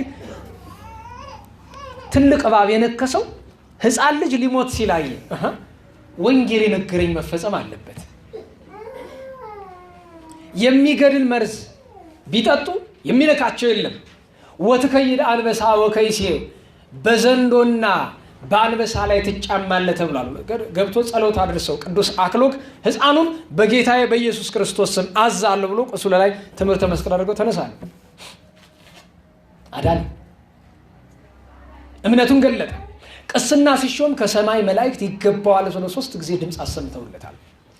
ሰማዕት እየሆነ እየተሰቃየ እያለ አርያኖስ እያሰቃየው እያለ የአርያኖስ የመኮንኑ ልጅ ሞተ። ሰምታችኋል? ሞተ። ደሙን የሚያፈስበት 340 ዘመዶቹን የገደለበት አርያኖስ ልጁ ሞተበት እና አርያኖስ ሲያለቅስ ቅዱስ አክሎግ አዘነለት። አሁን ዛሬ ጃዋር ቢያለቅስ ታዝናላችሁ? ደህና ዋላችሁ? ያ ጀበል ነው ማን የሚሉት ቅዱሳን እኮ እነዚህ ናቸው። እውነተኛ ክርስቲያን እኮ ማዘን አለበት። እነዚህ አፍታታቸው ዘርጋቸው ኋላ ጸሎት ላይ እንዳልቸገር። ለጃዋር ማዘን አይገባም? አይ ንገሩኝ፣ ማዘን አይገባም? ይገባል። ክርስቲያን ያዝናል። ክርስቲያን ጠላት የለውም፣ የሰው ጠላት የለውም። ለአህመዲን ጀበል ቢቸገር ማዘን ይገባል። በዚህ እግዚአብሔር ይስጥ ወንድማችን ዘመድኩን በቀለ ያ አህመዲን የሚባለው ታስሮ እያለ ሲጮሁ ከነበሩት አንዱ ተጫጭሆ ምናልባትም ለመፈታቱ ምክንያት ከሆኑት አንዱ ዘመድኩን ሳይሆን አይቀርም። ብዙ ጮሆለታል። የቤተክርስቲያን ጠላት እንደሆነ አህመዲን ጀበልን የምናውቀው ታስሮ ከተፈታ አሁን አይደለም። አህመዲን ጀበልን ለቤተ ክርስቲያን ጸር መሆኑንና የመካከለኛው ምስራቅ የአረቡ ዓለም የውሃቢዝም እንቅስቃሴ ተላላኪ መሆኑን የምናውቀው ዛሬ አይደለም፣ በጣም ብዙ ጊዜ ነው። ታስሮ እያለ ግን ማዘን ነበረብን። ያዘናዝናል። በቃ ይህ ነው የክርስቲያን ስራው። ማዘን ግድ አዘነለት። ማዘን ብቻ አይደለም። አርያኖስ ሆይ አለው። አቤት ልጄን ላስነሳልህ። እውነት ግን ነው? አዎ ጌታ ኢየሱስ ክርስቶስ ያስነሳልሃል። ግን ውል እንግባ፣ ምን ትሰጠኛለህ ልጅን ስላስነሳውልህ አለው። ምን ቢለው ጥሩ ነው? 100 አለቃ አደርግህና ወደ ሀገር በሹመት ልካለሁ። አረ አንተ በጎ ባረግልህ ክፉ ትመልስልኝ እና ምንድነው የምትፈልግ? ሌላ ምንሽ ወርቅ ብር ልስጠር? አረ አልፈልግም። ምንድነው አለ? በደንብ እንድታሰቃየኝ። አይጉድ! አያችሁ፣ የክርስቶስ ማማትን ፍለጋ እኮ ነው። በደንብ አሰቃየኝና ስሞት ወደ ሀገር ያስከሬን ስጋ እንድትልከው ብሏል። ይሄ መቀለል ነው፣ ስራ አይደለም። በላ አስነሳለሁ። ጸሎት አድርሰው ቅዱስ አክሎግ ልጁን አስነስቶ አስታቀፈው። እሱም በደንብ አሰቃይቶ ከሱ በኋላ እንደገና ተከታዮቹን 800 ምናምኑን ገሉ። ኋላ እሱን ወስዳችሁ ሀገሩ ረዱት አላቸው። ወስዶ ሀገሩ ላይ አንገቱን ቆረጡት። አንገቱን ሊገሉት ሲሉ ጌታችን ጋር እየተነጋገረ ነበርና ማን ሰያፍ ይቅር፣ ፊቱ ቦክ ቦክ ይላል። አንድ ምህረት ከልቡ የጠፋ ሰው መጥቶ አንገቱን ከደረቱ ለየው። ክብርን አገኘ። ዛሬ እናከብራለን። በረከቱ ይደረብን። ዛሬ ሌላ ያከበረ ነው ሐዋርያው ቅዱስ አብሮኮሮስ ወይም ጵሮኮሮስ የሚለው ማለት ነው። ጵሮኮሮስ ወይም አብሮኮሮስ ዛሬ ዓመታዊ ረፍት በዓሉ ነው። በነገራቸው ላይ ከቅዱሳን ሐዋርያት በጣም ሽማግሌ ከ80 ዓመት በላይ ወንጌል ሰብኳል። ከክርስቶስ ዕርገት በኋላ 70 ዓመት ከቅዱስ ዮሐንስ ወንጌላዊ ጋር ኖሯል። የሚገርማችሁ የሰኔ ጎልጎታ መጽሐፍ ታውቃላችሁ? ደህና ዋላችሁ? የሰኔ ጎልጎታ ጸሎት እመቤታችን ስትጸልይ የሰማት ቅዱስ ዮሐንስ ወንጌላዊ ነው። የጻፈው ግን ቅዱስ አብሮኮሮስ። ዮሐንስ ወንጌላዊ ቁጭ ብሎ ያጻፈው ለአብሮኮሮስ እና ቅዱስ አብሮኮሮስ በአንድም በሰባትም አድርጎ አዘጋጅቶ ጠርዞ ለእኛ ያስረከበን እሱ ነው ለትውልድ። ያ ብቻ አይደለም። በእርገት ጊዜ ከ72 አርድእት ስለሆነ ቁጥሩ ጌታችን ዮሐንስን ሲስመው የተመለከተ አንዱ እሱ ነው። ያ ብቻ አይደለም። በሰማይ ቅዱስ ዮሐንስ ተነጥቆ ሄዶ ጌታችን ሲስመውም ተመልክቷል። ቅዱስ ዮሐንስ ወንጌላዊ መጨረሻ ላይ ከመሰወሩ በፊት የመጨረሻ በረከቱን ያሳደረበት እሱ ላይ ጵሮኮሮስ ወይም አብሮኮሮስ ሐዋርያ በረከቱ ይደረብን።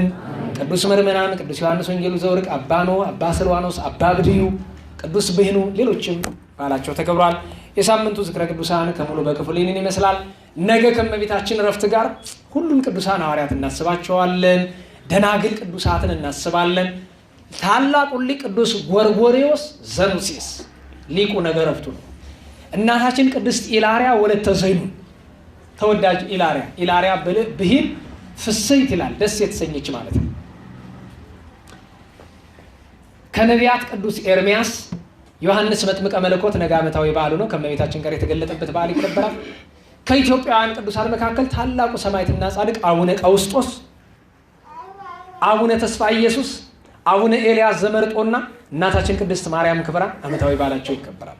በ22 በዚያ ማዶ አባ እንጦንስ ጻድቅ እረፍታቸው ነው። ደገኛ በዓል እንጦንሶ መቃርስ እዚያ ማዶ አሉ።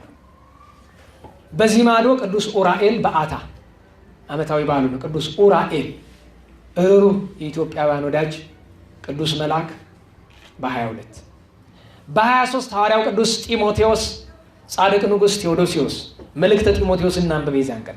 በ24 አቡነ ተክለ ሃይማኖት እግራቸው የተሰበረበት ይታሰባል። የአቡነ ተክለ ሃይማኖት እግራቸው የተሰበረበት በስባረ እግሩ ዘቆመ መጠነ 7 ዓመት ያንቀን። እንደገና እናታችን ቅድስት ማርያም ዓመታዊ በዓሏ ነው።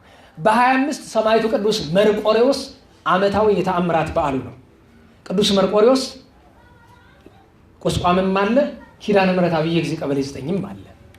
እንግዲህ እዚያ እናከብራለን ታቦት እናወጣለንም ብለዋል። ግን እንደ ጥምቀት እናደርጋለን ብለው አዲስ ያልሆነ አባቶች ያለቆዩትን ስራ እንሰራለን ብለዋል። ግን እነሱ ካወጡት ዘንድ ተገኝታችሁ ማጀብ ግዴታችሁ። ታቦት እግዚአብሔር ከወጣ እኔ ግን አልገኝም። እማልገኘው ስርዓት እንደተጣሰ ተቃውሞዬን ማሳያ ስለሆነ አምላከ ቅዱስ መርቆሬዎስን ሌላ ቦታ ሆኜ እማጸነዋለሁ እንጂ ዑደት አብሬ ታቦት የሚንገላታበት ቦታ አልወርድም። እኔ የማልወርደው ነግሬያቸዋለሁ፣ ተቃውሞዬን ለማሳየት። ምክንያቱም ከማይሆን ትውልድ ጋር ተናግረን ተቃውሟችን አሳይተን ነው የምንወጣው። አለቀ። እናንተ ግን ተገኝታችሁ አጅባችሁ በረከት ተሳተፉ። በረከት ማግኘት አይቀርም። በስርዓቱ ከዘመራችሁ በረከት ይገኛል። ስለዚህ እናንተ ተገኙ አደራ። እኔ ግን አለመገኘቴ ከዚህ ውጭ ሌላ ትርጉም እንደሌለው ወቁልኝ። ታቦተ እግዚአብሔርን ማንገላታት ተገቢ መንፈሳዊ ስራ አይደለም። ሳንቲም ለመለቃቀም ለምናምን ወጣቶቹ ደስ እንዲላቸው ወጣቶች ስለጠየቁ ዛሬ ታቦት አውጣልኝ ሲል ካወጣህለት ነገ ታቦቱን ስጠኝ ሲል ምን እንደምትለው እግዚአብሔር ይወቅልህ። ካህን ያዛል እንጂ ወጣት ካህንን አያዘው። ዛሬ ግን የተገላቢጦሽ ሆኗል። ለሁሉም ለእናንተ ግን ብትገኙ ክብራችሁ ነውና ተገኝተን ክብሩን ሰኞ በጠዋት ነው የምንቀድስ ብለዋል። ክብሩን እንሳተፍ። በእውነት ከሰማይቱ ክብር ያድርሰን። እነ ብፁዕ ጴጥሮስ ጽሙድና ሰማይቱ ቅዱስ ሰብስቲያኖስ ዓመታዊ ባላቸው ነው የምንገናኘው። በ26 ነው፣ በ27 አይደለም። ሮብ 27 ነው የምንገናኘው። ማክሰኞ በ26 ነው።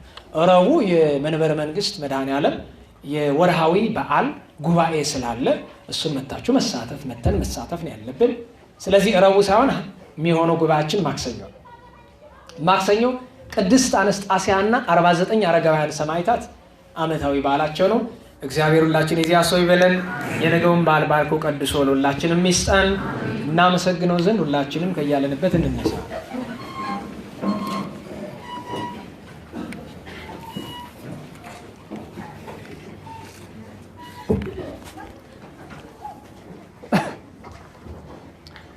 ስብሐት ለአብ ስብሐት ለወልድ ስብሐት ለመንፈስ ቅዱስ ስብሐት ለአብ ስብሐት ለወልድ ስብሐት ለመንፈስ ቅዱስ ስብሐት ለአብ ስብሐት ለወልድ ስብሐት ለመንፈስ ቅዱስ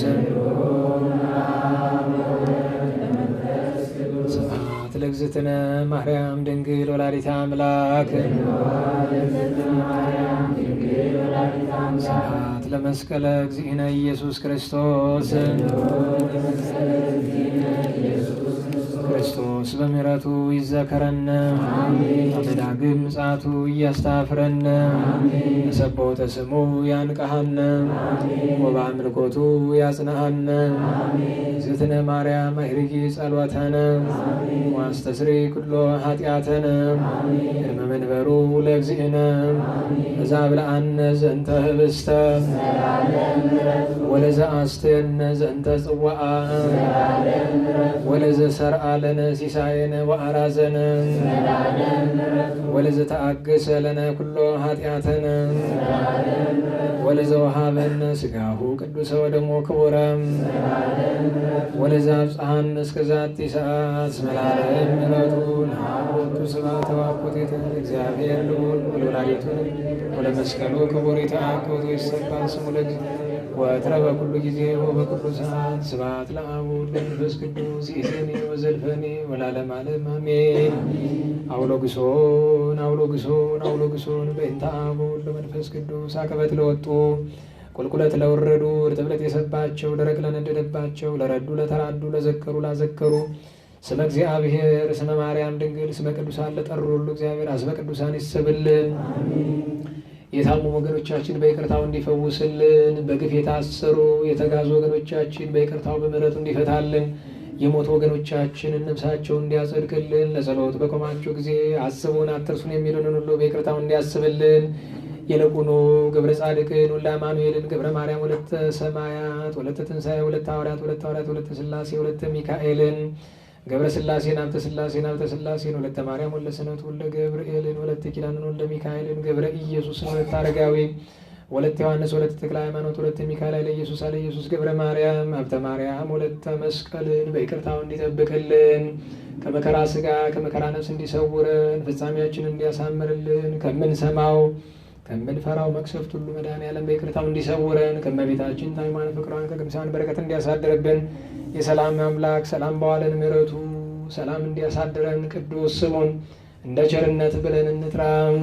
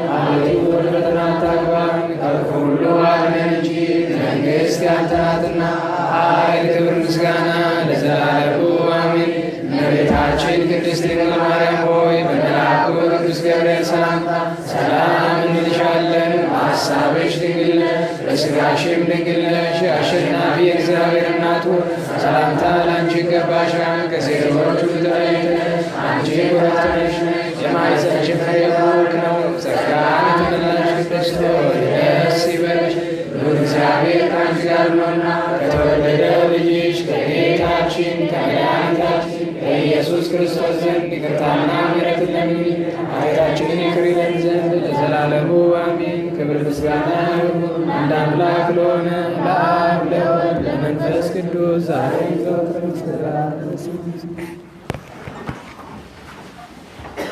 ለጸሎት ስለነበረን ጊዜ ቅዱስ አምላካችን እግዚአብሔር ስሙ የተባረከ የተመሰገነ ይሁን። የተመሰገነ ይሁን። አንዲት መልእክት ብቻ ናት ያለችን። እሷም ቀርና አምባ ኪዳነ ምሕረት አንድነት ገዳም እንግዲህ በጣና ውስጥ የሚገኙ ገዳማት ጉዞ አለና 11 ያክል ገዳማት አሉ እና የተለያዩ ቦታዎችን እናስጎበኛለን የሚሉ በመርከብ ነው። የክፍያው 600 ብር ነው። ምግብን ይጨምራል። ትኬት የምታገኙበት ቁጥር እዚህ አለ። ግን በር ላይ ስለምታሁን እዚህ ላይ ቁጥሩ ብናገረው የመያዝ አቅሙ በጣም ጠባብ ነው። የጉዞ ቀን ጥር 23 ነው። መመለሻ ቀን 24 ነው። በተለይ ቸኮል ብላችሁ ደርሳችሁ መምጣት ለምትፈልጉ እንደሚሆን ተስፋ አድርጋለሁኝ። እግዚአብሔር አምላካችን በዓሉን የሰላም የምሕረት የፍቅር የአንድነት እንዲያደርግልን ከእመቤታችን ጣዕሟን ፍቅሯን እንዲያሳትፈን የቅዱሳንን ክብራቸው እንዲያሳድርብን ቅዱስ ፈቃዱ ይሆንልንና የነዳያንን ገንዘብ አንዳንድ ብሯን ሳትረሱ እንቅፋት ሳይመታን እሾህ ሳይወጋን ኃጢአት ሳይሰለጥንብን በደልም ሳይገዛን የብርሃን መላእክት በፊት በኋላ በቀኝ በግራ እየጠበቁን ለጊዜው ወደ የቤታችን ለፍጻሜው ተስፋ ወደምናደርጋት መንግሥተ ሰማያት ከተከፈተች ገነት ከተነጠፈች ረፍት ከአባቶቻችን ርስት ሁላችንንም ሰላም ያድርሰን። ሰላም እደሩ። ወስብሐት ለእግዚአብሔር ወለወላዲቱ ድንግል ወለመስቀሉ ክቡር አሜን።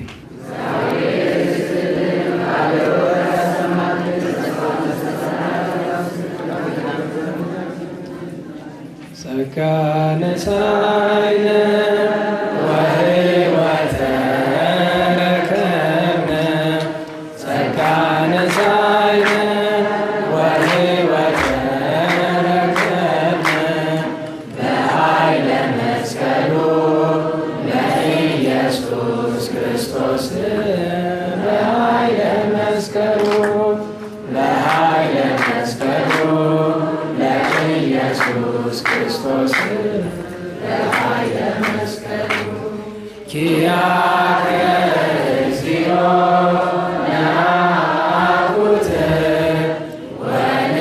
ወንሴብሐከ እግዚአብሔር ኪያከ እግዚኦ ናኩት ወንሴብሐከ እግዚአብሔር ጸጋን ተቀበልን ሕይወትንም አገኘን። ጸጋን ተቀበልን ሕይወትንም አገኘን።